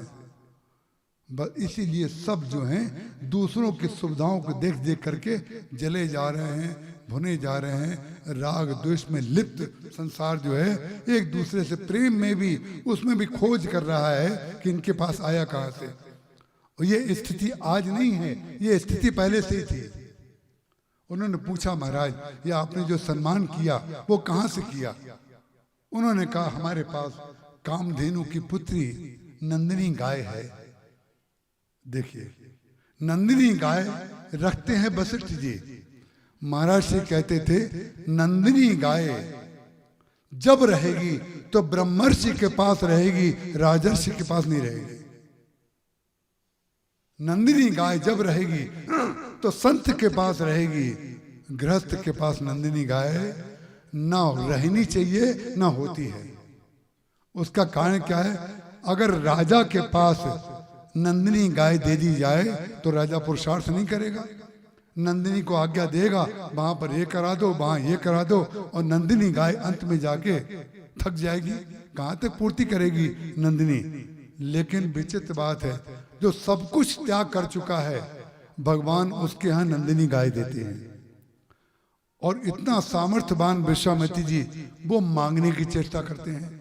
जिसके पास सब कुछ है वो नंदिनी की इच्छा कर रहा है, और जिसके पास कुछ नहीं है वो नंदिनी को रखे हुआ है। अपने लिए कोई भोग की सेवा सामग्री नहीं, केवल दूसरों के लिए जो आए हुए हैं। तो उन्होंने विश्वामित्र जी के लिए की, उन्होंने नंदिनी गाय मांगी। और आप लोग अच्छी तरह जानते हैं कि नंदिनी गाय के मांगने और ना देने के कारण उन्होंने इसलिए नहीं दी नंदिनी गाय वशिष्ठ जी ने, क्योंकि नंदिनी गाय का संत हमेशा सदुपयोग करेगा और संसारी व्यक्ति हमेशा नंदिनी का दुरुपयोग करेगा। इसीलिए उन्होंने नहीं दी। अंत में लड़ाई हुई, लड़ाई का उसके बाद आगे बड़ा लंबा चौड़ा उसका परिष्कार जो होता है भगवान के दर्शन और भगवान की कृपा से होता है, वो एक अलग विषय है। यहाँ पर भी वही हुआ, लेकिन विश्वामित्र जी में और भरत जी में यही अंतर है। विश्वामित्र जी में, भरत जी में यही अंतर है, और विश्वामित्र जी में और भरद्वाज जी में भी यही अंतर है। उसका कारण क्या है? जब भरत जी महाराज को इतनी सुख सुविधा मिली तो भरत जी महाराज साष्टांग प्रणाम करके भरद्वाज जी के प्रति प्रणाम करते हुए आभार प्रकट करते हैं, आपने हमारी सारी सेना, सारे अयोध्यावासी माताओं के लिए कितनी सुंदर व्यवस्था कर दी, आप धन्य हैं। उसका कारण क्या है? भरत जी महाराज की जो व्यवस्था की थी, अब आप लोगों को लग रहा होगा कि जब सारे लोगों के लिए भोग की व्यवस्था की गई तो उनके लिए भी भोग की व्यवस्था की होगी। और भरत जी ने भी अर्थ, धर्म, काम और मोक्ष, चारों फलों में जो जो प्राप्त होता है वो सब का सब उन भरद्वाज जी ने उपलब्ध करा दिया अपने तपस्या के बल से। भरत के लिए तपस्या का अर्पण कर देना ये तपस्या का फल है। तहो तात जे परम विरागी, तृण सम सिद्ध तीन गुण त्यागी। वो वैराग्यवान है जो अपनी सिद्धि को तिनके के समान तोड़ देता है। वो भरत जी महाराज जिन दशरथ जी के लिए ये कहा गया है, बंदौ अवध भुआल सत्य प्रेम जही राम पर, बिछुरत दीन दयाल तृण सम प्रिय तनु तृण सम पर्यो। उन्होंने अपने प्रिय शरीर को तिनके के समान तोड़ दिया। प्रिय तनु तृण इव परिहर्यो, उन्होंने तिनके के समान अपने शरीर को तोड़ दिया। ऐसा प्रेम दशरथ जी महाराज का भगवान के प्रति था। लेकिन जो भरत जी महाराज हैं उनको वो सिद्धियां प्राप्त हैं कि जो सिद्धि जिसके जीवन में है वो अपनी सिद्धि भरत जी के चरणों में चढ़ा रहा है। लेकिन भरत जी महाराज ने उस सुख सुविधा का लाभ लिया या नहीं लिया? महत्वपूर्ण बात तो ये है, उनको जब रखा गया इतने सुंदर महल में तो भरत जी महाराज ने उसका लाभ लिया या नहीं लिया? भरत जी महाराज रहे उसमें। आपने चकवा चकवी नाम के दो पक्षियों का नाम जरूर सुना होगा। ये भी हम आपको बता दें, चकवा चकवी पक्षी जो है वो आज तक किसी ने देखे नहीं है। चकवा चकवी पक्षी ये कवियों का एक भाव राज्य का सत्य है, उसकी उन्होंने कल्पना की। तो कल्पना की जाती है संसार के लिए और भाव किया जाता है भगवान के लिए। तो चकवा चकवी की जो परिकल्पना गोस्वामी तुलसीदास जी महाराज ने की, वो भरत जी की सिद्धि को सिद्ध करने के लिए उन्होंने भाव राज्य में एक ऐसे पक्षी की कल्पना की। और चकवा चकवी की विशेषता क्या होती है? बोले गंगा जी के उस पार चकवी बैठी हुई है और गंगा जी के इस बार चकवा बैठा हुआ है, और ये दोनों आपस में एक दूसरे से प्रेम की बातें करते रहते हैं। इधर उधर से चकवी बोलती है, इधर से चकवा बोलता है, हम तुमसे बहुत प्रेम करते हैं, हम तुमसे मिलना चाहते हैं, हम तुमसे अनंत प्रेम करते हैं, तुम हमारी प्राण प्रिय हो। और वो उधर से कहती है तुम हमारे प्राण प्रिय हो, दोनों मिलना चाहते हैं। किसी एक व्यक्ति ने सुन लिया कि ये दोनों प्रेमी हैं, मिलना चाहते हैं, तो इनको मिलवा क्यों ना दिया जाए, मिलवा ही क्यों ना दिया जाए। तो उन्होंने चकवा और चकवी को ना जाने कितना प्रयास करके पिंजरे में बंद कर लिया। चकवे को भी पिंजरे में बंद कर लिया और चकवी को भी पिंजरे में बंद कर लिया। जब चकवा चकवी दोनों पिंजरे में बंद हो गए तो बंद करने वाले ने ये सोचा कि अब रात में जब रात होगी तब ये बोलेंगे नहीं, क्योंकि अब इनका संजोग हो गया, अब इनका मिलन हो जाएगा, इनका कार्य पूरा हो जाएगा और हमारा भी लक्ष्य पूरा हो जाएगा कि दो प्रेमी प्रेमिका हैं, इन दोनों को मिलवा दिया जाए, उसमें क्या हर्ज है। उसने पिंजरे में बंद कर दिया। लेकिन चकवा चकवी जो प्रेमी हैं वो संसारी प्रेमी नहीं हैं, जो मिलन की इच्छा रखते हैं, मिलन बिरहा रस, जो रसिक संप्रदाय में जिनकी दीक्षा हुई है, जो भगवान की उस दिव्य भावना में, सखी भाव में बने रहते हैं, जो प्रिया प्रीतम जो के मिलन की कल्पना में आंसू बहाते रहते हैं, जो वो भक्त हैं वो इस भाव को समझ जाएंगे कि जो पिंजरे में बंद करने वाला है और चकवा चकवी की स्थिति क्या है। पिंजरे में बंद हो गए चकवा और चकवी, लेकिन उन्होंने क्या किया, उन दोनों ने संजोग नहीं किया, दोनों ने एक दूसरे के ऊपर पीठ कर ली, दोनों ने पीठ कर ली, जिसको 36 कहते हैं। पीठ करके दोनों बैठ गए और फिर बोलने लगे। तो उसने, किसी ने, पकड़ने वाले ने कहा कि विचित्र बात है, गंगा जी के आर पार तो हम समझ सकते थे कि भाई दूरी है, अंधेरा है, इनको दिखाई नहीं दे रहा है, रात भर चिल्ला रहे हैं, अब तो हमने मिलन के सारे रास्ते बना दिए इनके लिए, सब कुछ व्यवस्था कर दी, फिर ये उल्टे करके बोल रहे हैं वही बातें, हम तुमको बहुत प्रेम करते हैं, तुम हमारे प्रेमास्पद हो, तुम हमारे प्रिय हो, ये क्या हो रहा है। उसका कारण क्या है, जिसको संसार मिलन कहता है वो मिलन नहीं है, जिसको संसार मिलन मानता है वो मिलन नहीं है। जिस मिलन की पूर्ति विरति में हो जाए, जिसको मिलने के बाद उपरति हो जाए, मिलने की इच्छा समाप्त हो जाए, वो क्या मिलन है। मिलन की इच्छा तो तब है जब मिले ही नहीं, मिलन की इच्छा बनी रहे। इसीलिए गुरु लोग जब दीक्षा देते हैं अपने शिष्य को, तो माला देते हैं जपने के लिए, और माला जब देते हैं तो ये बताते हैं कि पूरी माला जब तुम्हारी पूरी हो जाए, और जब सुमेरु तक ऊपर जो माला में, ये सुमेरु होता है ऊपर, इसको कहते हैं सुमेरु, बोले सुमेरु तक जब पहुंचो तो इसको पार मत करना, इससे फिर लौट जाना। इसका तात्पर्य मालूम क्या है, पार कर लेने का मतलब है हमने भगवान को पा लिया, और जहां पालेंगे तो कुछ मांगेंगे, प्रवृत्ति और निवृत्ति, ध्यान रखिएगा। जहां कुछ पा लेंगे तो उनसे कुछ मांगेंगे, क्योंकि मांगने की इच्छा तो है, भावना तो मांगने की होती है, तो उनसे मांगें, उसकी तुलना में ज्यादा अच्छा है कि उन्हीं को मांगते रहें। सुमेरु को पारी ना करें, बार बार माला को लौटाएं, फिर लौटाएं, फिर लौटाएं।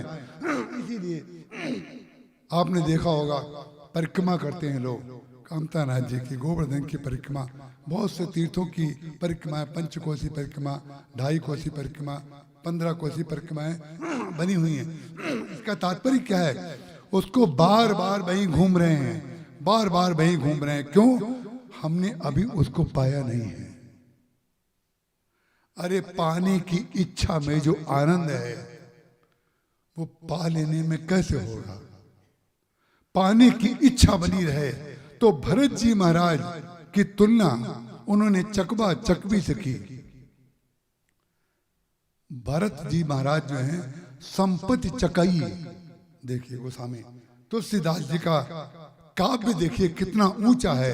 बोले इतनी संपत्ति संकल्प से उन्होंने, जितनी संपत्ति लंका में नहीं रही होगी उन्होंने संकल्प मात्र से कर ली।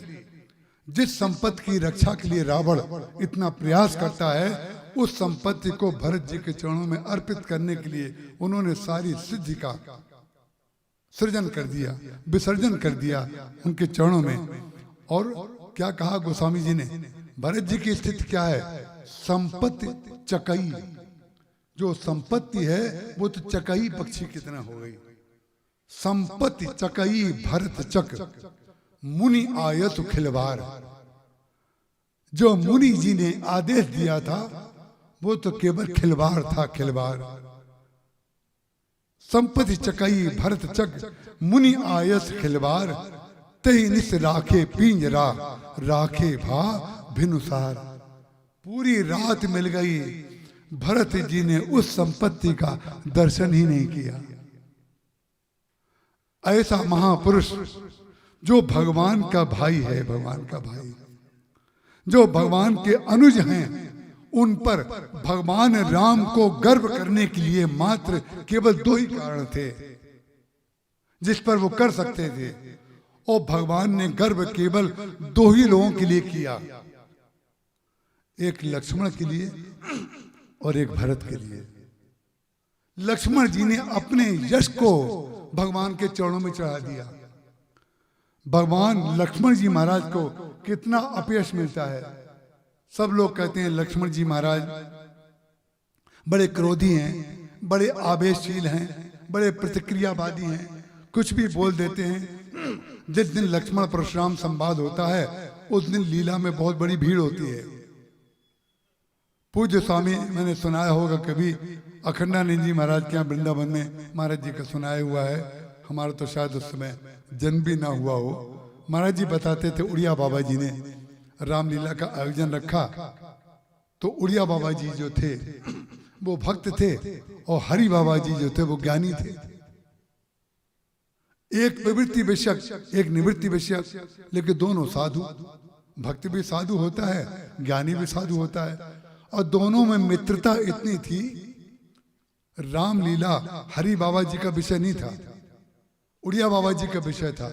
लेकिन विचित्र बात है, जब पता चलता था उड़िया बाबा जी रामलीला रख रहे हैं, रासलीला रख रहे हैं, तो उनकी भावना की पूर्ति के लिए हरि बाबा जी चले जाते थे।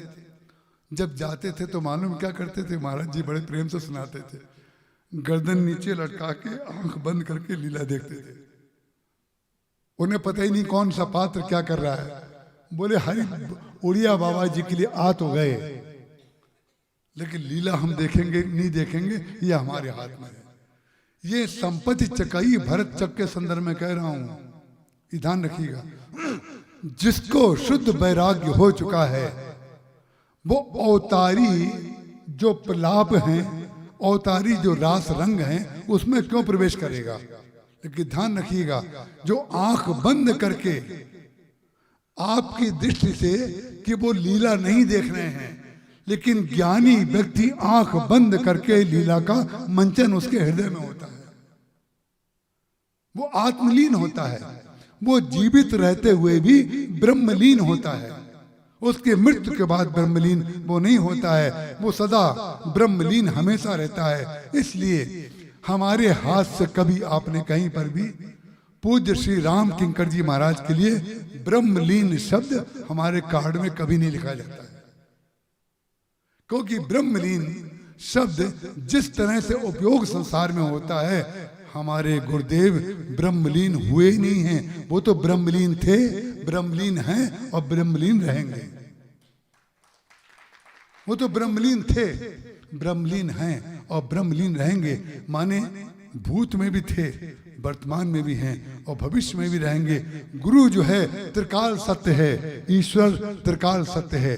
संपत्ति चकाई भरत चक, मुनि आयस खिलवार, ते निस राखे पिंजरा, राखे भाव अनुसार। सवेरा हो गया महाराज, जैसे भरत जी महाराज के रात भर सवेरा हो गया, उन्होंने संपत्ति का कोई उपयोग नहीं किया। एक जगह और सवेरा हो गया जहां पर संसार का प्रवेश नहीं हुआ। कहां पर? शिंशपा वृक्ष के नीचे भगवान राम और श्री सीता जी जहां पर विश्राम कर रहे हैं, वहां पर जहां पर केवट ने, गुह ने, निषाद राज ने लक्ष्मण जी से ये कहा, कई नंदिनी मंदमती, कठिन कुटिल पन कीन, जय रघुनंदन जानकी, सुख अवसर दुख दीन। जिसने कैकेयी जी की आलोचना की कि भगवान राम और श्री सीता जी को कितना इन्होंने दुख दिया, कैसी इनकी मंदमति है। तब लक्ष्मण जी महाराज ने जो दिव्य ज्ञान का उपदेश दिया केवट को, उसको कितनी देर तक उपदेश दिया? ज्ञान का उपदेश तो हम कह रहे हैं, और ज्ञान का उपदेश गोस्वामी तुलसीदास जी महाराज ने लिखा भी कि कौन सा ज्ञान का उपदेश दिया। क्या ज्ञान का उपदेश दिया? कौन काहू सुख दुख कर दाता, निज कृत कर्म भोग सब भ्राता। कोई किसी को दुख देने वाला नहीं है, कोई किसी को सुख देने वाला नहीं है, अपने ही कर्म का परिणाम व्यक्ति भोगता है। और जानिए तभी जीव जब जागा, जब सब विषय विलास विरागा। ये सब ज्ञान परक बातें उन्होंने कही, लेकिन गोस्वामी जी ने ज्ञान परक बातों को भक्ति परक बना दिया। ज्ञान परक उपदेश को उसी समय उन्होंने जो मैं ज्ञान और भक्ति का मिलन, प्रवृत्ति और निवृत्ति का मिलन जो बता रहा था, गोस्वामी तुलसीदास जी महाराज ने उसको ज्ञान के उपदेश को भक्ति का उपदेश बना दिया। कैसे भक्ति का उपदेश बना दिया? बोले कहे तो राम गुण भाभिनुसारा। बोले उन्होंने अपनी दृष्टि से ज्ञान का उपदेश दिया, लेकिन केवट ने अपने कान से भगवान के गुणों को सुना। बस कोई ज्ञान का उपदेश दे रहा है, हम उसको भक्ति का उपदेश मान रहे हैं। काग भूषण जी महाराज ने वही तो किया। अति अनुराग से, जैसे केवट जो है अति अनुराग से भगवान के चरणों का प्रक्षालन करता है, इसी प्रकार से जो अनुराग में डूबा हुआ है उसने ज्ञान का उपदेश भी कहत राम गुण भाभिनुसारा। रात्रि बीत गई, सवेरा हो गया। अंधेरा बीत जाए, तमस निकल जाए, बुराई निकल जाए और सवेरा हो जाए, प्रातः काल हो जाए, यही सत्संग का परिणाम है।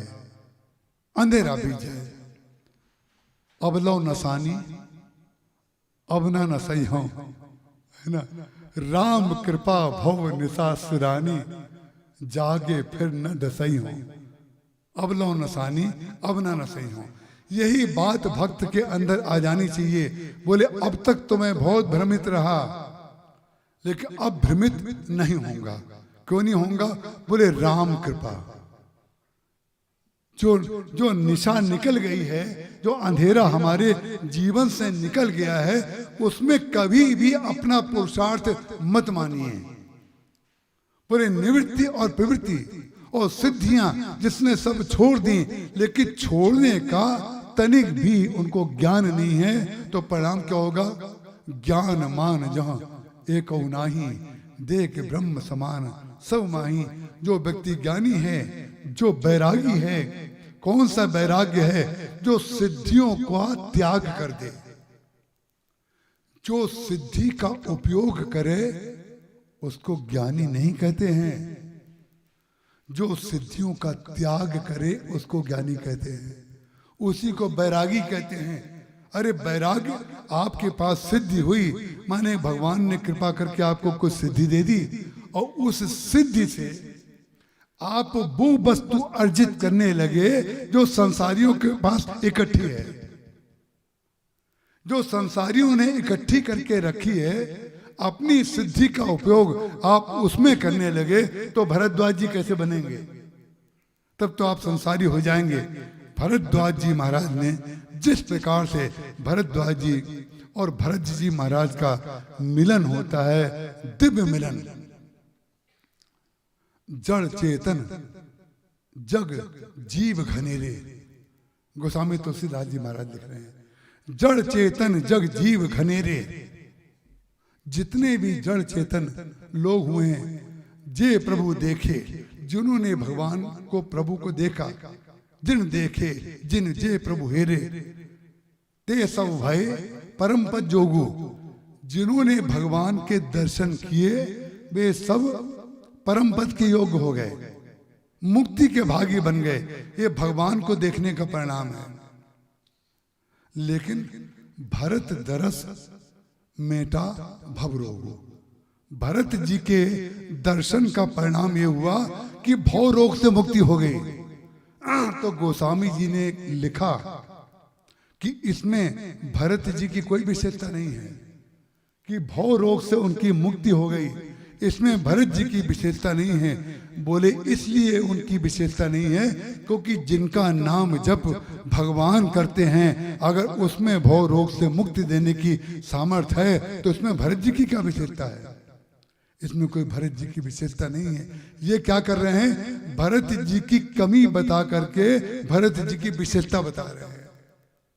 ये बता रहे हैं कि जिनका नाम जप भगवान राम स्वयं करते हैं। तो उसमें भरत जी में जब हनुमान जी महाराज प्रभु मुद्रिका मेल मुख माही जलद लांग गए अचरज नाही, इसमें हनुमान जी की कोई विशेषता नहीं है कि हनुमान जी महाराज पर्वत के ऊपर से छलांग मारी और समुद्र के पार चले गए, उनकी कोई विशेषता नहीं है। बोले क्यों? वो प्रभु मुद्रिका भगवान राम के नाम की मुद्रिका जिसने अपने मुख में धारण कर ली, वो अगर समुद्र पार नहीं, वो समुद्र को पी भी सकते हैं, समुद्र को जला भी सकते हैं। ध्यान रखिएगा, समुद्र को वो जला भी सकते हैं, समुद्र को पी भी सकते हैं, समुद्र के पार भी जा सकते हैं। जो भगवान का भक्त है वो कुछ भी कर सकता है। तो उन्होंने कहा, तात भरत तुम सब विधि साधु, तुम हर तरीके से साधु हो। और जो साधु होता है उसका जीवन कभी प्रवृत्ति में होता है, कभी उसका जीवन निवृत्ति में होता है। और हम लोगों ने एक फ्रेम बना रखा है कि साधु कैसा होना चाहिए।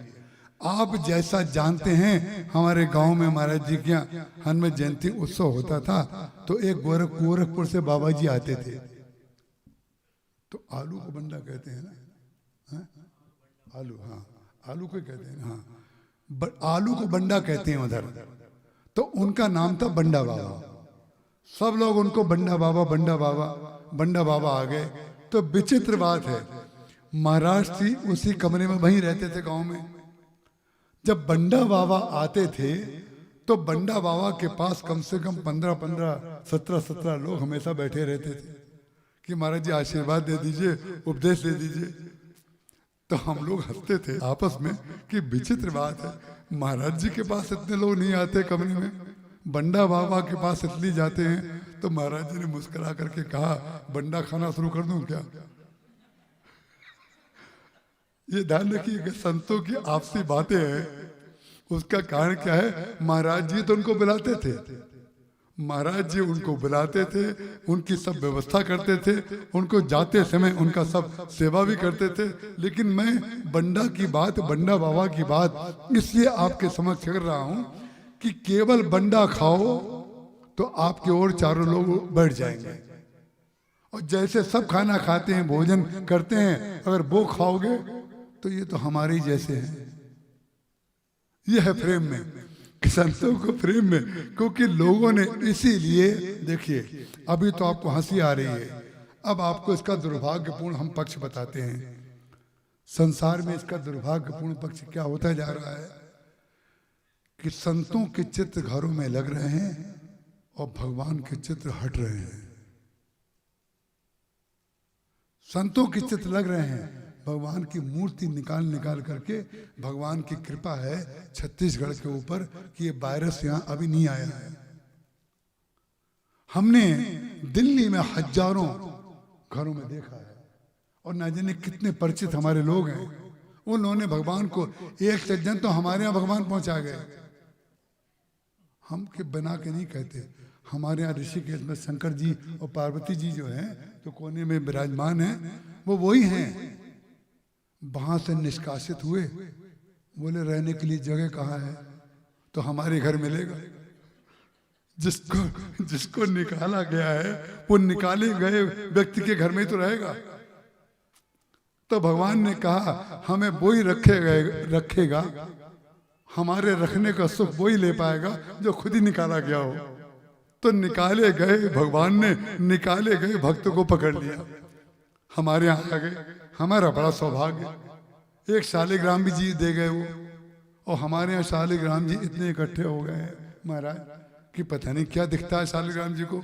अभी कल की बात है, दुर्गेश तिवारी नाम के व्यक्ति का फोन आया मेरे पास, वो काठमांडू से शालिग्राम जी लाए हैं, और मैं आपको कल डॉक्टर साहब के सामने कह रहा हूँ, जो मेरे व्हाट्सएप पे फोटो आएगा आपको दिखाऊंगा। उन्होंने कहा महाराज जी आपके लिए शालिग्राम जी आ गए। हमने कहा 108 तो बैठे हुए हैं, 16 सामने हैं, 21 सिंहासन में हैं, अब एक कितने शालिग्राम जी आएंगे। लेकिन मेरा कितना बड़ा सौभाग्य है कि भगवान आ करके हमारे पास बसना चाहते हैं। जब भगवान हमारे पास आकर के बसना चाहते हैं तभी तो आप यहां पर आए हुए हैं। इसमें से एक व्यक्ति नहीं होता अगर भगवान ने हमारा चुनाव ना किया होता, और भगवान ने जब हमारा चुनाव किया है तभी तो हमने आपको चुनाव किया है। ध्यान रखिएगा, ये बात बनाई नहीं जा रही है, ये बात बिल्कुल सत्य है, ये बात बिल्कुल तथ्य है। तो जो बात लक्ष्मण जी महाराज ने केवट से कही, कहे तो राम गुण भाव हेनो सारा, और वही स्थिति यहां पर हो गई। भरद्वाज जी महाराज जो हैं, जब प्रातः काल हुआ तो भरद्वाज जी महाराज के पास से भगवान राम भरत जी जाने लगे। उन्होंने वहां त्रिवेणी तट पर खड़े होकर के कहा, अर्थ न धर्म न काम रुचि, गति न चाहो निर्वाण, लेकिन जन्म जन्म रति राम पद, ये वरदान न आन। भगवान के चरणों में मेरा प्रेम बना रहे, इस वरदान के अतिरिक्त मुझे और कुछ भी नहीं चाहिए। और भरत जी महाराज जो हैं, जब रास्ते में मार्ग में चल रहे हैं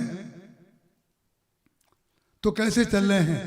भरत जी महाराज के चरणों में तलवे में छाले पड़ गए, फलके पड़ गए। गोस्वामी तुलसीदास जी महाराज ने लिखा कि भरत जी के चरणों में छाले पड़ गए और इस ऐसा कष्ट भोग करके जा रहे हैं। लेकिन इंद्र ने बादलों से कहा, इंद्र ने बादलों से कहा कि कृपा करके भरत जी को थोड़ी सेवा दे दो। इंद्र ने बादलों से नहीं कहा होगा, भगवान ने बादलों से कहा होगा। उसका कारण क्या है? इंद्र जी तो सोचेंगे भरत जी पहुंचे ही नहीं। भगवान ने बादलों को आदेश दिया कि जा करके तुम छाया कर दो। हमारा भाई भरत जो है, कौशल्या जी ने कहा कि तुम अगर पैदल चलोगे तो तुम्हारे कारण सब लोग पैदल चलेंगे। जब भरत जी ने व्यवस्था कैसी की थी, कुछ लोगों को हाथी पे बैठाया था, कुछ लोगों को घोड़े पे बैठाया था, कुछ को पालकी पे बैठाया और कुछ पैदल भी चले। तो जो ज्ञानी लोग हैं वो तो हाथी पे बैठे, जो कर्मयोगी लोग हैं वो घोड़े पे बैठे, भक्त लोग माताएं जो भक्तिमती हैं वो पालकी पे बैठी, और बाकी लोग बहुत से पैदल चलने लगे। और जब पैदल चलने लगे तो लक्ष्मण भरत जी महाराज भी पैदल चल रहे हैं। कौशल्या जी ने कहा कि तुम जो है पैदल मत चलो, तुम्हारे कारण सब लोग पैदल चलेंगे। लेकिन भरत जी महाराज ने मालूम क्या कहा? उन्होंने कहा, सबते सेवक धर्म कठोरा, सिर वर जाऊं उचित असमोरा। मैं पैदल जो चल रहा हूं ये तो मेरी लाचारी है, सिर वर जाऊं उचित असमोरा। हमारी इच्छा होती है कि हम सिर के बल चल करके जाएं। अपने अंदर उनको गुण नहीं दिख रहा है, त्याग नहीं दिख रहा है। देखिए एक बात बताएं, एकादशी व्रत वाली तो बात आप सुनी चुके होंगे हमसे, संभवतः आपको सबको याद होगी। यहीं रायपुर की एक माता जी हैं कि जिन्होंने महाराज जी का एकादशी का प्रसाद जगन्नाथपुरी में नहीं लिया था। कभी कभी ऐसा होता है कि भगवान की कृपा से या अपने प्रेम के प्रभाव से गुरु अपना प्रसाद अपने भक्त को हाथ पे रख लेता है और दे देता है। लेकिन शिष्य की एकादशी निष्ठा, आज एकादशी है क्या? हाँ, अरे ये भी खूब हुआ, कमाल की बात है। दिन खो जाते न पाइया, है ना। एकादशी निष्ठा ऐसी होती है, पहले वाला तो आप सुन ही चुके हैं, हाथ में रख दिया प्रसाद। और आपको हम बता दें, एकादशी का पारण जब आप करते हैं, एकादशी का पारण तो अन्न खा के करते हैं कि नहीं?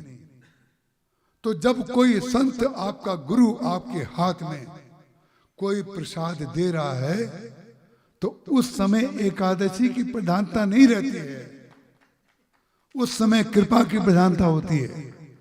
क्यों? कि गुरुदेव कह रहे हैं कि तुम्हारा एकादशी का पारण हम कराए देते हैं। पारण जब होगा, कृपा जब होगी, जब एकादशी से प्रसन्न होके भगवान आपके ऊपर कृपा करेंगे।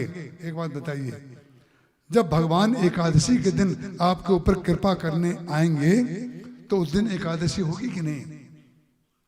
और आप उस समय ये कहें तो हम आपको इसलिए इस बात को सुनाए देते हैं, मैं एकादशी व्रत करता था महाराज जी के पास आने से पहले तक, महाराज जी के पास आने तक रहता था। मुझे सेवा मालिश की दी गई थी, मैं 1.25 घंटे रोज सेवा करता था मालिश की महाराज जी की। महाराज जी को पता नहीं था कि मैं एकादशी व्रत रखता था। माता जी पूज्य शीला जी कोचर कानपुर में जिनके भवन में महाराज जी रहते थे, उन्होंने महाराज जी से एक दिन कह दिया, इनको समझाइए कि दिन भर भूखे रहते हैं और कुछ खाते नहीं। महाराज जी को बड़ा कष्ट हुआ। महाराज जी ने कहा, भाई हम आज मालिश नहीं कराएंगे तुमसे। हमने कहा कि क्यों नहीं कराएंगे? उन्होंने कहा, जो भूखा है उससे हम सेवा कराएं, ये तो हमें पाप लगेगा, ये उचित नहीं है। तो हमने कहा, आज से मैं एकादशी व्रत नहीं रखूंगा। मैंने उस दिन से एकादशी व्रत छोड़ दिया और महाराज जी की सेवा स्वीकार की कि मैं आपकी सेवा अगर एकादशी के कारण छूट रही है तो मैं एकादशी को छोड़ूंगा, आपकी सेवा को नहीं छोड़ूंगा। उसका कारण क्या है? एकादशी की निष्ठा जो होती है वो तब तक है जब तक एकादशी से बड़ी वस्तु ना मिल रही हो। जब एकादशी से बड़ी वस्तु का तात्पर्य एकादशी की निंदा नहीं है, एकादशी का फल है। जो एकादशी इतने वर्षों की थी उसका फल भगवान, इसीलिए जगन्नाथपुरी में एकादशी उल्टी लटकी हुई है। एक हड़िया लटकी हुई है वहां जगन्नाथ जी के मंदिर में, है ना? वहां एकादशी होती नहीं है। जगन्नाथ जी की एकादशी नहीं होती। सब जगह दुनिया में जो करते हो वो खूब करें, लेकिन एकादशी के दिन द्वादशी ये भी ज्यादा खाते हैं। जितना माल टाल एकादशी के दिन बनता है उतना दिन पहले नहीं बनता। घी का सबसे ज्यादा खर्चा बादाम का हलवा। महाराज ऐसा जबरदस्त खाते हैं, उस दिन गालों पर ट्यूबलाइट दिखाई देती है। इतना खा के आनंद लेते हैं। उस दिन जो नॉर्मल खाना खाते हैं बेचारे, वो तो वही दाल चावल रोटी खाते हैं। एकादशी वाले अलग से पकाते हैं कि हमारा अलग से बनेगा, इसीलिए हम एकादशी नहीं रखते हैं।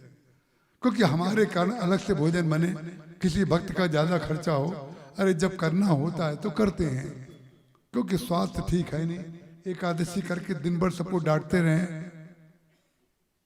कई बार माताएं एकादशी रखती हैं तो उनके नाती समझ जाते हैं, उनकी बहुएं समझ जाती हैं आज एकादशी है।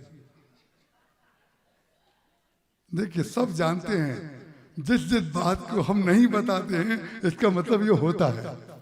सबके ऊपर जिस दिन माताएं झल्लाएं, समझ लो आज एकादशी है। फिर पंचांग देखने की जरूरत नहीं है, क्योंकि खाना पेट में गया नहीं है, उससे ज्यादा अच्छे हम हैं। ये एकादशी के दिन भी हंसते हैं, मुस्कुराहट आती है। ध्यान रखिएगा, जो फल है ना कृपा का, तो वो उसी दिन कृपा होती है। और व्यक्ति क्या करता है, अपने प्रण को पकड़ लेता है और उसके फल को छोड़ देता है, उसके फल को छोड़ देता है। भगवान जब कृपा करने आएंगे आपके एकादशी के दिन तो आपको कुछ खिलाएंगे ना। यही कृपा भरत जी महाराज के ऊपर जो है चित्रकूट में जाकर के होती है। चित्रकूट तक की यात्रा भरत जी महाराज कर रहे हैं, लेकिन ऐसे साधु हैं। साधु का तात्पर्य क्या है, धर्म का तात्पर्य क्या है? वो कहते हैं तात भरत तुम सब विधि साधु। और भरत जी महाराज जो हैं धर्मसार कहते हैं, धर्मसार। वशिष्ठ जी महाराज कहते हैं समुझब कहब करब तुम जोई, धर्मसार जग होई सोई। कि वो धर्मसार होगा तो कौन सा धर्मसार भरत जी के अंदर है? धर्म की व्याख्या क्या है? कौन सा धर्म है? ना जाने कितने लोग, जैसे माता पिता की सेवा है। माता पिता की सेवा के नाम पर सबसे बड़ा इतिहास में और पुराणों में जो नाम है माता पिता की सेवा के नाम पर, श्रवण कुमार का है ना। सब तो जानते हैं कि माता पिता की सेवा अगर करनी हो तो श्रवण कुमार से सीखिए। देखिए, इतिहासकार और पुराणकार जब लिखते हैं उसका खंडन मैं नहीं कर रहा हूं, मैं आपको केवल ये बताना चाह रहा हूं कि ग्रंथों में जो लिखा हुआ है उसका निष्कर्ष निचोड़ा नहीं जाएगा तब तक आपको सही तत्व नहीं मिलेगा, सही तत्व नहीं मिलेगा। क्या भरत जी माता पिता के भक्त नहीं हैं? क्या भगवान राम माता पिता के भक्त नहीं हैं? क्या श्री कृष्ण माता पिता के भक्त नहीं हैं? बोले नहीं। किसी एक प्रकार का गुण जो है किसी एक व्यक्ति में देख करके हम उसको धर्म धुरंधर मान लेते हैं, धर्म धुरंधर। और जो धर्म धुरंधर हैं वो अपने को धर्म धुरंधर कभी नहीं मानते।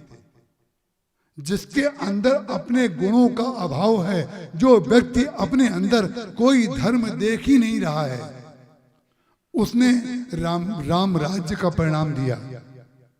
और श्रवण कुमार, अब देखिए, धर्म की व्याख्या को समझे बगैर धर्म को मानने वालों की स्थिति क्या होती है वो प्रमाणित कर रहा हूं आपके सामने।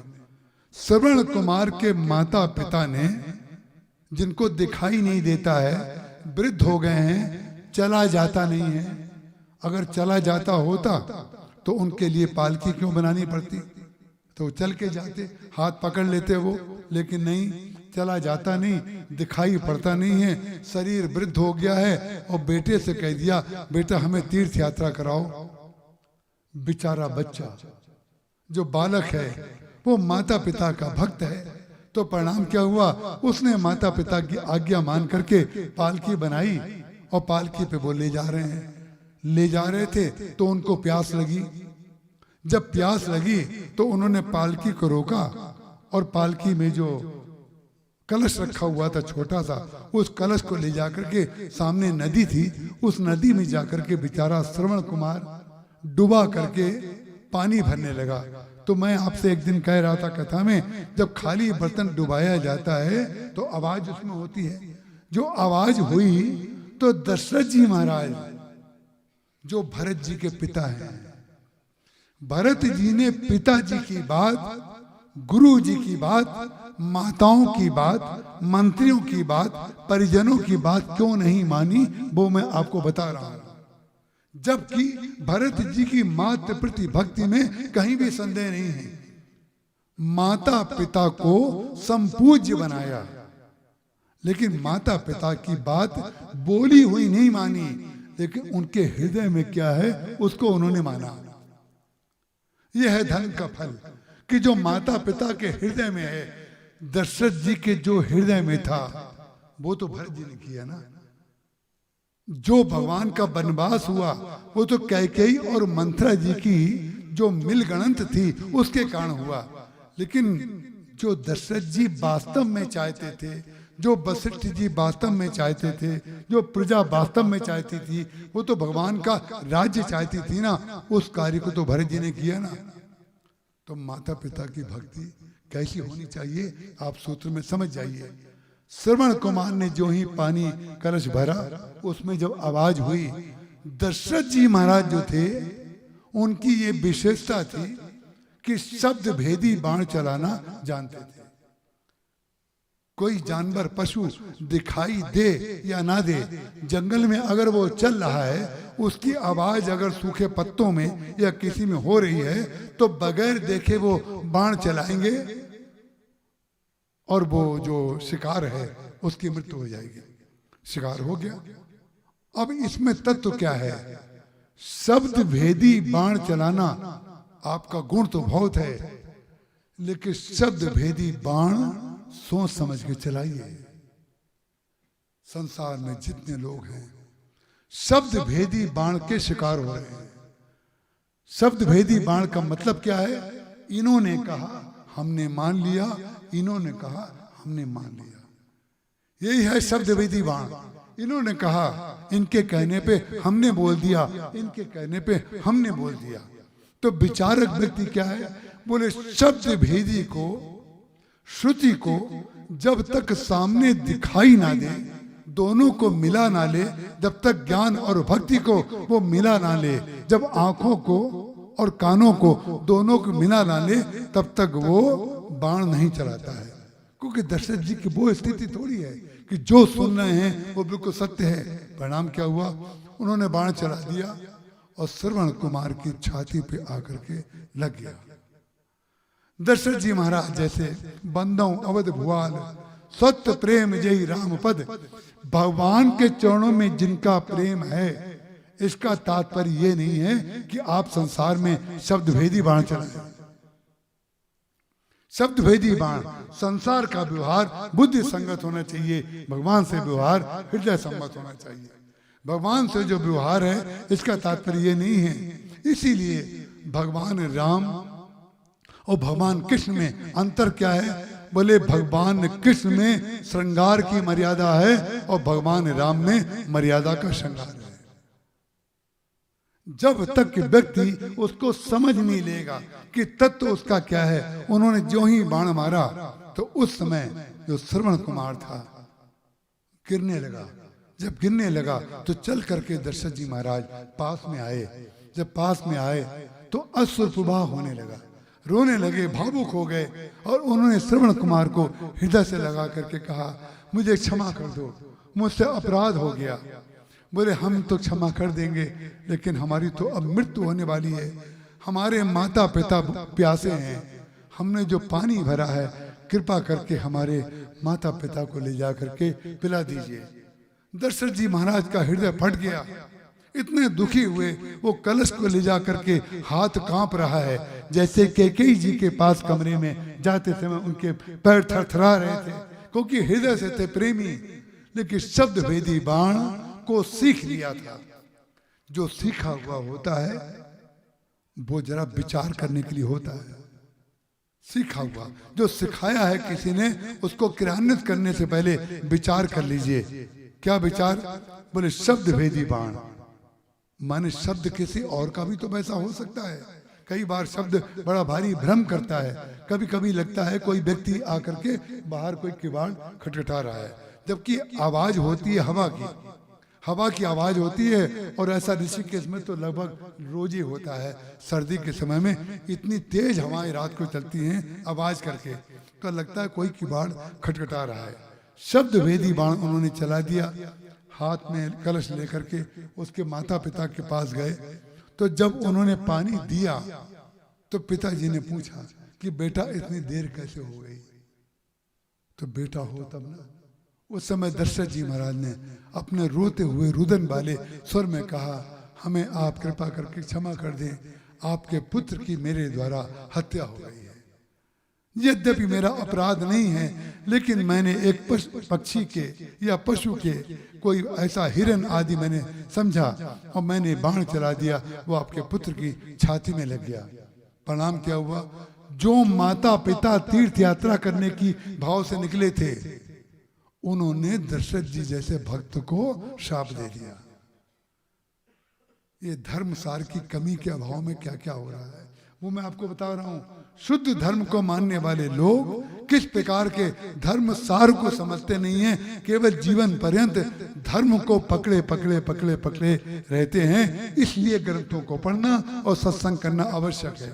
उन्होंने कह दिया, उनके माता पिता ने, जिस प्रकार से मैं अपने पुत्र के वियोग में मेरी मृत्यु हो जाएगी, और हो गई उनकी मृत्यु। ध्यान रखना दशरथ, तुम्हारी मृत्यु भी अपने पुत्र के वियोग में होगी, मैं शाप दे रहा हूं। और देखिए गांधारी ने श्री कृष्ण को शाप दिया कि जैसे मेरा वंश नष्ट हो गया, उसी प्रकार से तुम्हारा भी वंश नष्ट हो जाएगा और तुम्हारी आंखों के सामने वंश नष्ट हो जाएगा। भगवान कृष्ण हंसे। भगवान कृष्ण ने कहा, अरे आपने सारी तपस्या का फल केवल इतने ही निकाला कि आपने हमें शाप दे दिया। अरे आपका शाप तो तब फलीभूत होगा जब मेरी इच्छा होगी।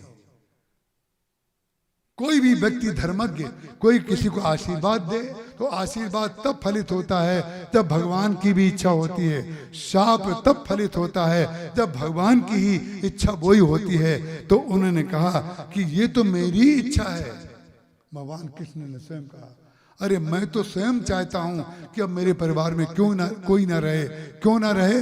बोले इन्होंने धर्म को पकड़ रखा है, धर्मसार को इन्होंने छोड़ दिया है, इसलिए मैं स्वयं नहीं चाहता। वही बात वहां हुई। अरे भगवान का वनवास तो निश्चित था, दशरथ जी की मृत्यु तो निश्चित थी, लेकिन आपने अपनी सारी तपस्या नष्ट कर दी दशरथ जी को श्राप दे करके। इसलिए किसी को श्राप कभी मत दीजिएगा। इसलिए मैं कह रहा हूं श्राप मत दीजिएगा। कहीं वही इच्छा भगवान की हुई तो होगा तो वही आपकी दो हानि होंगी। एक तो आपको अहंकार हो जाएगा कि जो हम कहते हैं वो सत्य होता है, एक तो ये अहंकार हो जाएगा, और दूसरा जिस श्राप के परिणाम स्वरूप आपकी बात सत्य होगी वो तपस्या आपकी उसी समय नष्ट हो जाएगी। इसीलिए भगवान का भक्त कभी किसी को श्राप नहीं देता है। किसी को समझाने के लिए कोई कटु शब्द का प्रयोग करे वो उसका हृदय जानता है कि वो कह कुछ रहा है। जैसे कई बार माताएं अपने बच्चों से, कभी कभी कुछ लोगों को मैंने सुना है, माताएं भी कभी कभी अपने बच्चों से कह देती हैं इससे अच्छा तो तू ना होता। लेकिन बच्चा अगर उसी समय ना रहे तब जितनी माँ दुखी होगी, ऐसा तो कोई दुखी नहीं होगा। वो एक अलग बात है, किसी समय किसी कोई शब्द किसी के मुंह से निकल गया, लेकिन हृदय में जो होता है, हृदय में, वो हृदय में तो केवल भगवान का भक्त कल्याण करता है। तो भरत जी महाराज ने जो कैकेयी जी के प्रति अपशब्द कहे, इसलिए कहे अपशब्द क्योंकि उन्होंने राम का अहित किया, राम को उन्होंने वनवास दे दिया। लेकिन भरत जी के हृदय में अगर कहीं कैकेयी जी के प्रति थोड़ी भी खोट होती या उनसे बदला लेना चाहते तो सबको ले जाते चित्रकूट, और भरत जी महाराज से कैकेयी जी के दरवाजे पर नहीं जाते और उनको ना ले जाते। जब भगवान लौट करके आए तो आपने अच्छी तरह पढ़ा है, उत्तरकांड में लिखा हुआ है, प्रथम राम भेटी कैकेयी। सबसे पहले भगवान राम कैकेयी जी से मिले, और वन को जब जाने लगे तो सबसे अंत में कैकेयी जी से ही मिल करके गए।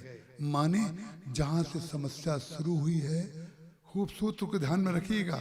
जब आप माला पूरी कर लेते हैं तो क्या करते हैं, जब पूरी डोरी में माला पिरोली, फूल पिरोलिए तो दोनों को मिला देते हैं।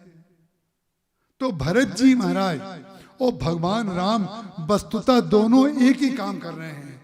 जो उन्होंने 14 वर्ष में चल करके किया, भरत जी महाराज ने वही कार्य 14 वर्ष तक अयोध्या में रह करके किया। क्या किया?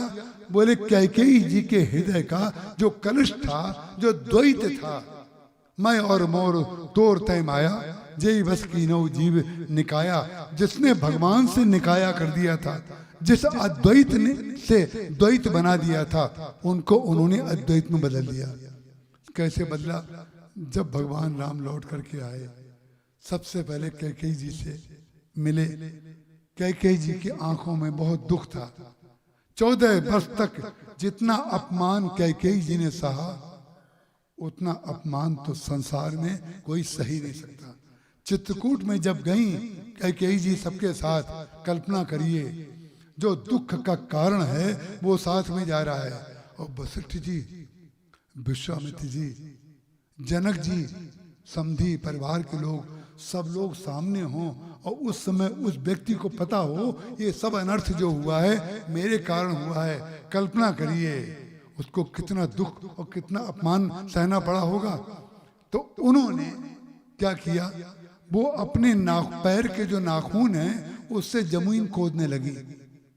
क्यों खोदने लगी? जमीन से प्रार्थना कर रही थी कि आप कृपा करके जमीन, हे पृथ्वी आप फट जाइए, मुझे सहा नहीं जा रहा है ये दुख, मैं जमीन में समा जाना चाहती हूँ। तब जमीन ने कहा, जिस पृथ्वी से श्री सीता जी का जन्म हुआ है उस पृथ्वी में आपको जगह कहाँ मिल सकती है? आपने तो सीता जी को दुख दिया है, तो हम सीता जी के लिए फटेंगे, उनको हृदय में धारण करेंगे, आपको धारण नहीं करेंगे। तब नीचे से जब निराशा हो गई तो उनको नर्क याद आया। उन्होंने नर्क से कहा, आप हमें मार दीजिए, आप नरक हमें दे दीजिए, हम मर जाना चाहते हैं। तो नरक ने कहा कि राम के विरोधी को नरक भी अपने घर में नहीं रखता है। आपने इतना बड़ा अपराध किया है, आपको तो यहीं पे रह करके प्रायश्चित करना पड़ेगा, प्रायश्चित करना पड़ेगा, इसलिए आपको नरक भी नहीं लेगा। अब सोचिए, जरा कल्पना करिए कैकेयी जी की क्या स्थिति हुई होगी। लेकिन भगवान ने उनको अपने हृदय से लगाया आकर के अयोध्या और पूछा, माँ 14 वर्ष की आयु में आपको कभी मेरी याद आई कि नहीं? कैकेयी जी ने कहा, बेटा तेरी याद के अलावा मुझे किसी की याद नहीं आई, केवल तेरी याद आई। अब आप उस परशुराम जी महाराज के जो प्रसंग मैंने कहा था उससे जोड़ करके देख लीजिए। कैकेयी जी का भी द्वैत निकल गया लक्ष्मण जी के कारण, और परशुराम जी का भी कैकेयी जी का द्वैत निकल गया भरत जी के कारण, और परशुराम जी का द्वैत निकल गया लक्ष्मण जी के कारण। भगवान राम अगर अहम कर सकते हैं तो केवल लक्ष्मण और भरत जी के कारण कर सकते हैं। कैसे, क्या परिणाम है उसका कारण यह है, जब परशुराम जी महाराज जाने लगे तो उन्होंने ये कहा, अनुचित बहुत कहो अज्ञाता, क्षमो क्षमा मंदिर दो भ्राता। हमने बहुत अनुचित बात कह दी, आप दोनों भाई मिल करके हमें क्षमा कर दीजिए। इसका तात्पर्य क्या है, अगर लक्ष्मण जी ने कोई कटु वाक्य बोले होते तो परशुराम जी महाराज भगवान राम से क्षमा मांगते, लेकिन लक्ष्मण जी से क्षमा नहीं मांगते। तो जो परशुराम जी लक्ष्मण से क्षमा मांग रहे हैं, इसका तात्पर्य वो ये जान रहे हैं कि लक्ष्मण, यदि आपने कठोर शब्दों का प्रयोग ना किया होता तो हमारे अंदर द्वैत भरा रहता, राम से विरोध बना रहता। जो अद्वैत में मैं स्थित हुआ उसमें सबसे बड़ा भाग तुम्हारा है। जो कठोर शब्द हैं तुम्हारे, जिसके कारण तुम तेजस्वी कहलाते हो, वो अगर तुम तेजस्विता यहाँ ना दिखाते तो भगवान के प्रति, मैं राम जी के प्रति ना जाने किन शब्दों का प्रयोग और करता। यहीं पर वो हुआ अयोध्या में, जब भगवान राम ने पूछा, माँ आपको मेरी याद आई? उन्होंने कहा, बेटा तेरी याद के अलावा 14 वर्ष तक मुझे किसी की याद नहीं आई। फिर कैकेयी जी क्या कहती हैं, ये देखिए प्रमाण, कितने कठोर वाक्यों का प्रयोग रामचरितमानस में भरत जी महाराज ने कैकेयी जी के लिए किया है कि तुमने मुझे जन्म लेते ही मार क्यों नहीं दिया, तुम्हारे मुंह में कीड़े क्यों नहीं बढ़ गए, तुमने इतना अनर्थ कर दिया। और हमारे पिताजी की तो लगता है मरण काल में ब्रह्मा जी ने बुद्धि हरण कर ली। उन्होंने पिताजी का भी दोष बताया और माता जी के लिए कहा। लेकिन आज क्या हो रहा है, जब कैकेयी जी ने कहा कि तुम्हारी जो 14 वर्षों तक याद आई उसमें कारण तुम नहीं हो, भगवान राम से कह रही हैं कारण तुम नहीं हो, तुम्हारे प्रति जो मेरा प्रेम है, जो तुम्हारे प्रति मेरी निष्ठा है, जो तुम्हारे प्रति जो मुझे तुम्हारी स्मृति आती रही, उसमें कारण तुम नहीं हो, उसमें कारण भरत है। अब आप समझ जाएंगे शाप में और प्रेम में क्या अंतर होता है। माँ जब अपने बच्चे को कुछ कहती है उसमें, और दूसरा व्यक्ति जब दूसरे के बच्चे को कहता है उसमें क्या अंतर है। उन्होंने कहा उसमें कारण भरत है। कैसे? बोले भरत ने 14 वर्ष तक मुझे कभी माँ कह करके नहीं पुकारा। महारानी कैकेयी, कोई बच्चा अपनी माँ का नाम लेकर के महारानी कहे तो माँ का हृदय फट जाएगा। माँ कितनी भी बड़ी हो, बच्चा कितना भी बड़ा हो, लेकिन अपनी माँ से माँ ही कहता रहता है, तभी उसको आनंद आता है। कैकेयी जी ने कहा हम आज धन्य हो गए कि भरत ने 14 वर्ष तक हमें माँ नहीं कहा, और जितनी बार उसने महारानी कैकेयी कहा उतनी बार मैंने तुम्हारी याद की। उसका कारण क्या है? कठोर शब्द और निर्मल शब्द, कोमल शब्द का महत्व नहीं है, उद्देश्य है कठोर या कोमल शब्द आप किस उद्देश्य से बोल रहे हैं। तो भरत जी महाराज ने कठोर शब्द का जैसे काई जम जाती है ना, तो काई जम जाती है, तो झाड़ू को उल्टा करके हम लोग पहले पुराने आंगन होते थे उसको रगड़ करके काई को छुड़ाते थे बरसात के बाद। ऐसे ही भरत जी महाराज ने कठोर शब्द बोल बोल करके कैकेयी जी के हृदय का द्वेष निकाल दिया। यद्यपि कैकेयी जी जब विदा होकर के कैकेयी नरेश के यहाँ से अयोध्या आई थी, उस समय श्री राम के व्यवहार से बड़ी भारी वो प्रभावित थी, लेकिन आगे चल करके द्वैत की स्थापना जो की वो मंथरा ने की। किस प्रकार से द्वैत की स्थापना हुई और किस प्रकार से भरत जी का चरित्र आगे दिव्यता की ओर बढ़ता है वो हम कल करेंगे, और कथा का समापन भी कल होगा। आइए अब हम लोग उसी भजन की ओर चलें। सी कहते सुख उपजे, ता कहते तमना, जो कोई सीता को भजे, राम न छाड़े सा। जो कोई सीता को भजे, राम न छाड़े सा। सीता के नाम अनमोल बोलो सीता सीता, सीता के नाम अनमोल बोलो सीता सीता। सीता के नाम अनमोल बोलो सीता सीता। सीता के नाम अनमोल बोलो सीता सीता। ब्रह्मा भी बोले सीता, विष्णु भी बोले सीता। ब्रह्मा भी बोले सीता, विष्णु भी बोले सीता। ब्रह्मा भी बोले सीता, विष्णु भी बोले सीता। ब्रह्मा भी बोले सीता, विष्णु भी बोले सीता। नारद की बीणा से आवाज आई सीता सीता। नारद के बीणा से आवाज आई सीता सीता। सीता के नाम अनमोल बोलो सीता सीता। सीता के नाम अनमोल बोलो सीता सीता।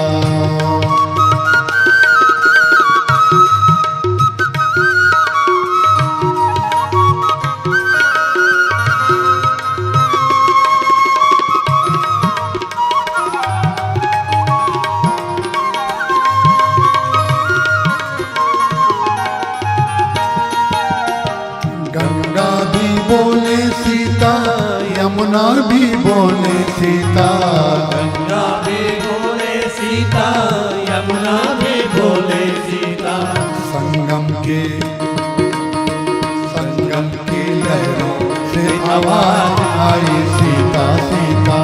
संगम की लहरों से आवाज आई सीता सीता। अंबर भी बोले सीता, पर्वत भी बोले सीता। अंबर भी बोले सीता, पर्वत भी बोले सीता। पृथ्वी के कण कण से आवाज आई सीता सीता। पृथ्वी के कण कण से आवाज आई सीता। ये जो सामने श्रोता बैठे हैं ये पृथ्वी के वही कण हैं जिनसे सीता सीता की आवाज आ रही है। वो लोग पृथ्वी के कण नहीं हैं जिनके मुंह से सीता सीता नहीं निकल रहा है। पृथ्वी के कण कण से आवाज आई सीता सीता। पृथ्वी के कण कण से आवाज आई सीता सीता। सीता के नाम अनमोल बोलो सीता सीता। सीता के नाम अनमोल बोलो सीता सीता।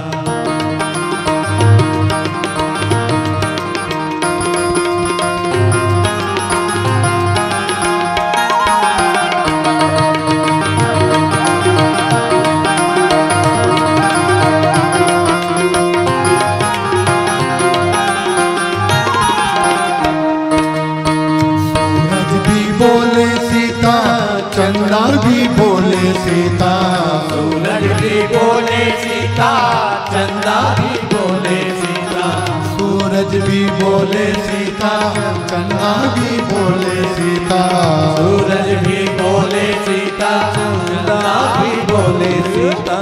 तारों के देखे तारे ऊपर हैं कि नहीं, तारों के मंडल से आवाज आई सीता सीता, तारों के मंडल से आवाज आई सीता सीता, सीता के नाम अनमोल बोलो सीता सीता, सीता के नाम अनमोल बोलो सीता सीता।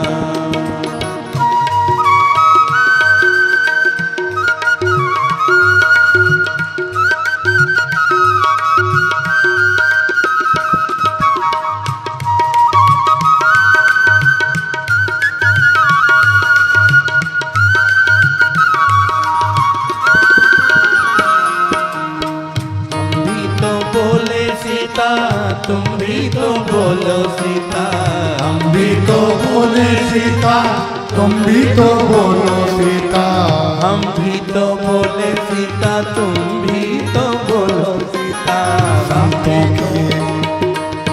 संतों के मंडल से आवाज आई सीता सीता, संतों के मंडल से आवाज आई सीता सीता, सीता के नाम अनमोल बोलो सीता सीता, सीता के नाम अनमोल बोलो सीता सीता, सीता के नाम अनमोल बोलो सीता सीता। सी कहते सुख पूजे, जय हो ता कहते करुणा, जो कोई सीता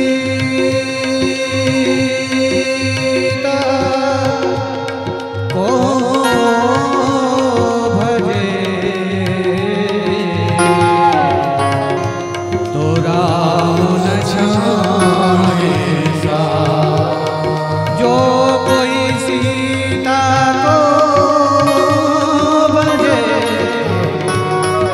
तो राम न छाए सा।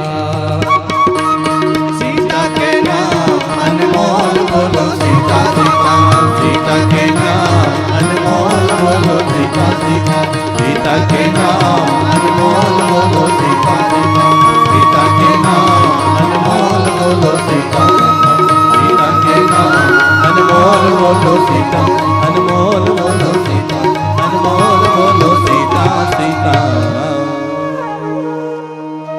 आज हमारे बीच हमें लगता है शायद आज पहली बार हम आपसे मिल रहे हैं, लेकिन बहुत आनंदमय समय में मिल रहे हैं, बहुत अच्छे समय में मिल रहे हैं।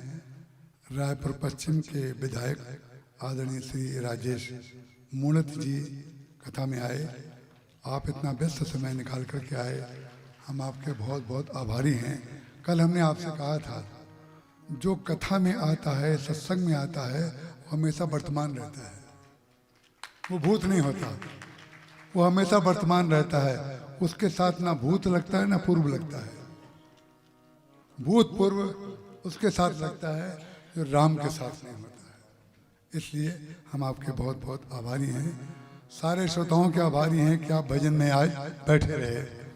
देखिए कल भी क्लास लगेगी, संडे जरूर है, लेकिन स्कूल कल भी खुलेगा, ध्यान रखिएगा। कल कथा का समापन होगा। राम राम राम सीता राम राम राम, राम राम राम सीता राम राम राम, राम राम राम सीता राम राम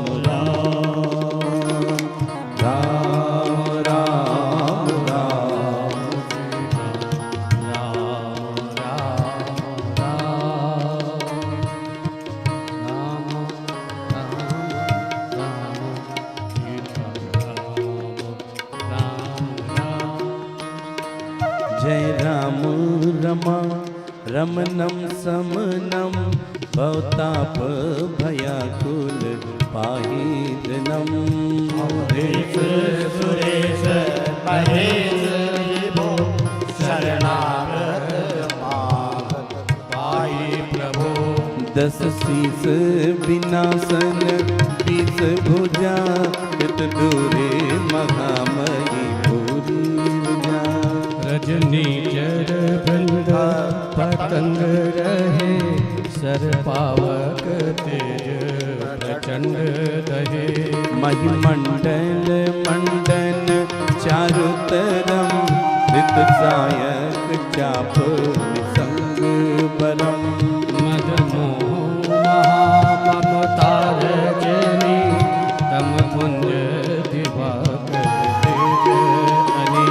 मन जात की रात निपात किए मृगलोक कुभोग सरेन भये। अतिनाथ अनाथ निपाहि हरे विषयावन पावर भूरी सरे।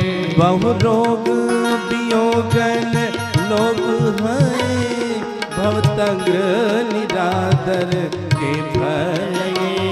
अति दीन मलिन दुखी नितहि जिनके पद पंकज विधि नहीं। अवलंब भवंत कथा जिनके प्रिय संत अनंत के। नहीं राग न लोह न मान मदा तिनके श्याम वैभव भावे भरदा।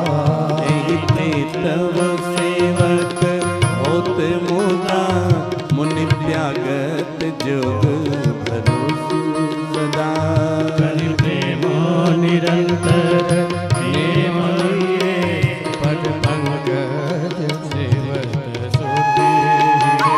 सम्मान निरादर आदरगी सब संत सुखी विचरंती मही। मुनि मानस पंकज भृंग भजे रघुवीर रणधीर अजय। तव नाम जपामि नमामि हरि भवरोग महागर मानु हरि। तुलसी कृपा परमायतनं प्रणमामि रमणं। रघुनंदनी कंदय द्वंद घनम महिपाल विलोकय दीन जनम। जय राम रमा रमणं समनं भवताप भयाकुल पाहि जनम। जय राम रमा रमणं समनं भवताप भयाकुल पाहि जनम।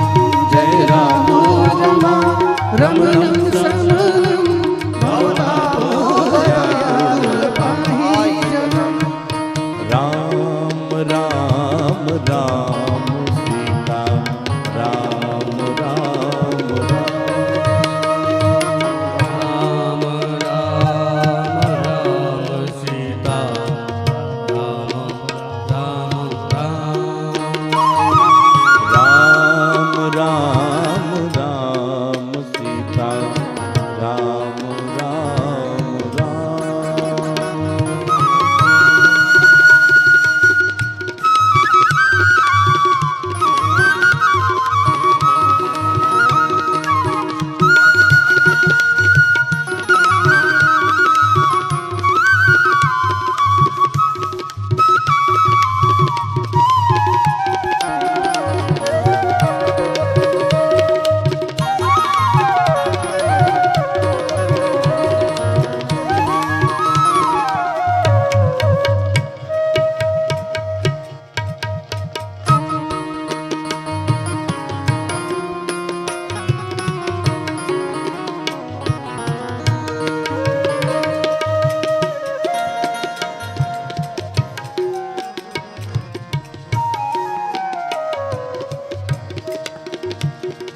बार बार बरमागऊ हरसि दे श्रीरम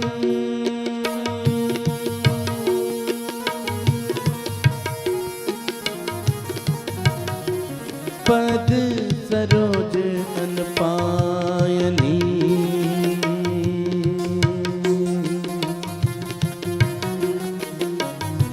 भगति सदा सत्संग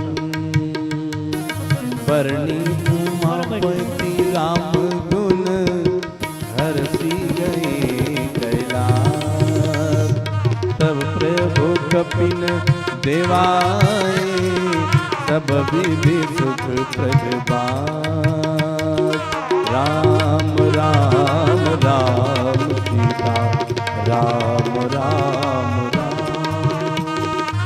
राम राम राम सीता राम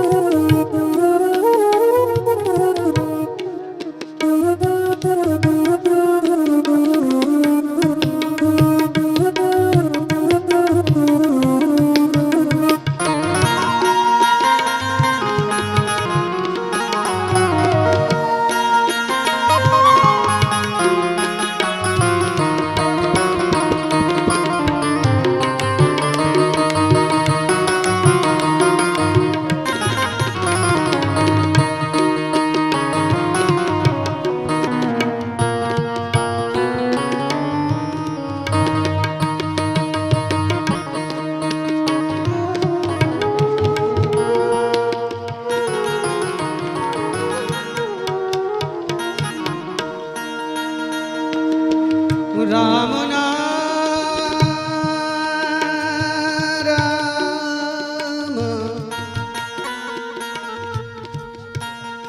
राम नाम मणिदीप धरी जी हरे हरि द्वार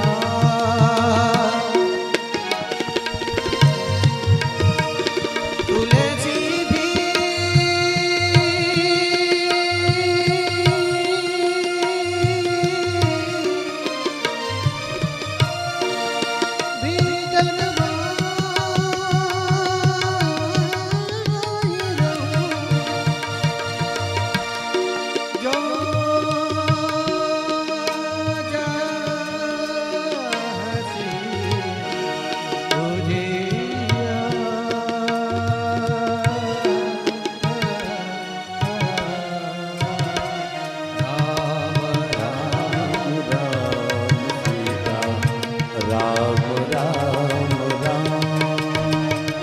राम राम राम सीता राम राम राम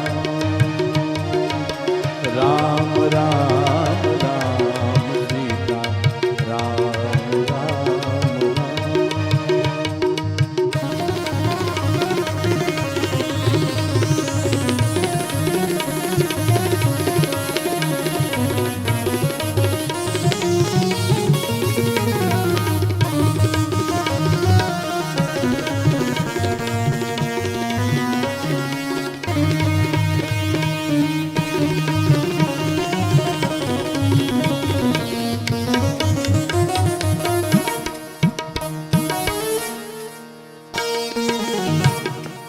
श्रवण सुजस सुनि आय प्रभु भंजन भव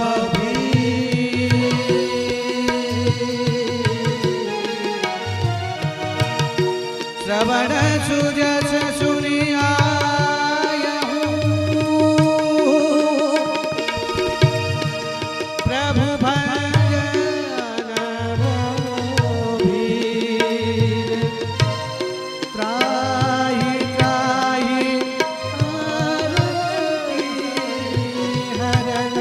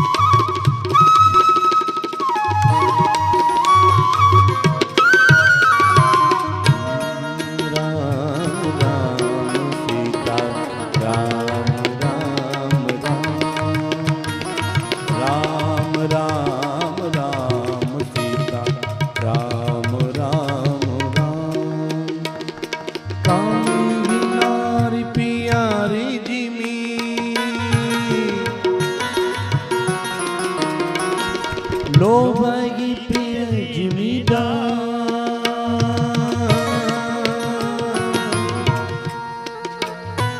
तिम रघुनाथ जी रंतर प्रिय लागा मोहिरा अर्थ न धर्म न काम रुचि गति न चलो निर्वाण जन्म जन्म रति राम पद यह वरदान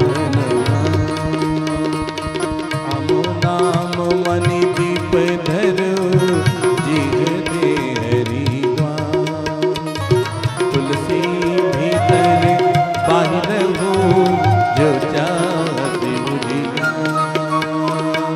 राम राम राम सीता राम राम राम राम राम राम सीता राम राम राम राम राम राम सीता राम राम राम राम राम राम सीता राम राम राम राम राम सीता राम राम राम राम राम राम राम राम बोलिए श्यावर रामचंद्र भगवान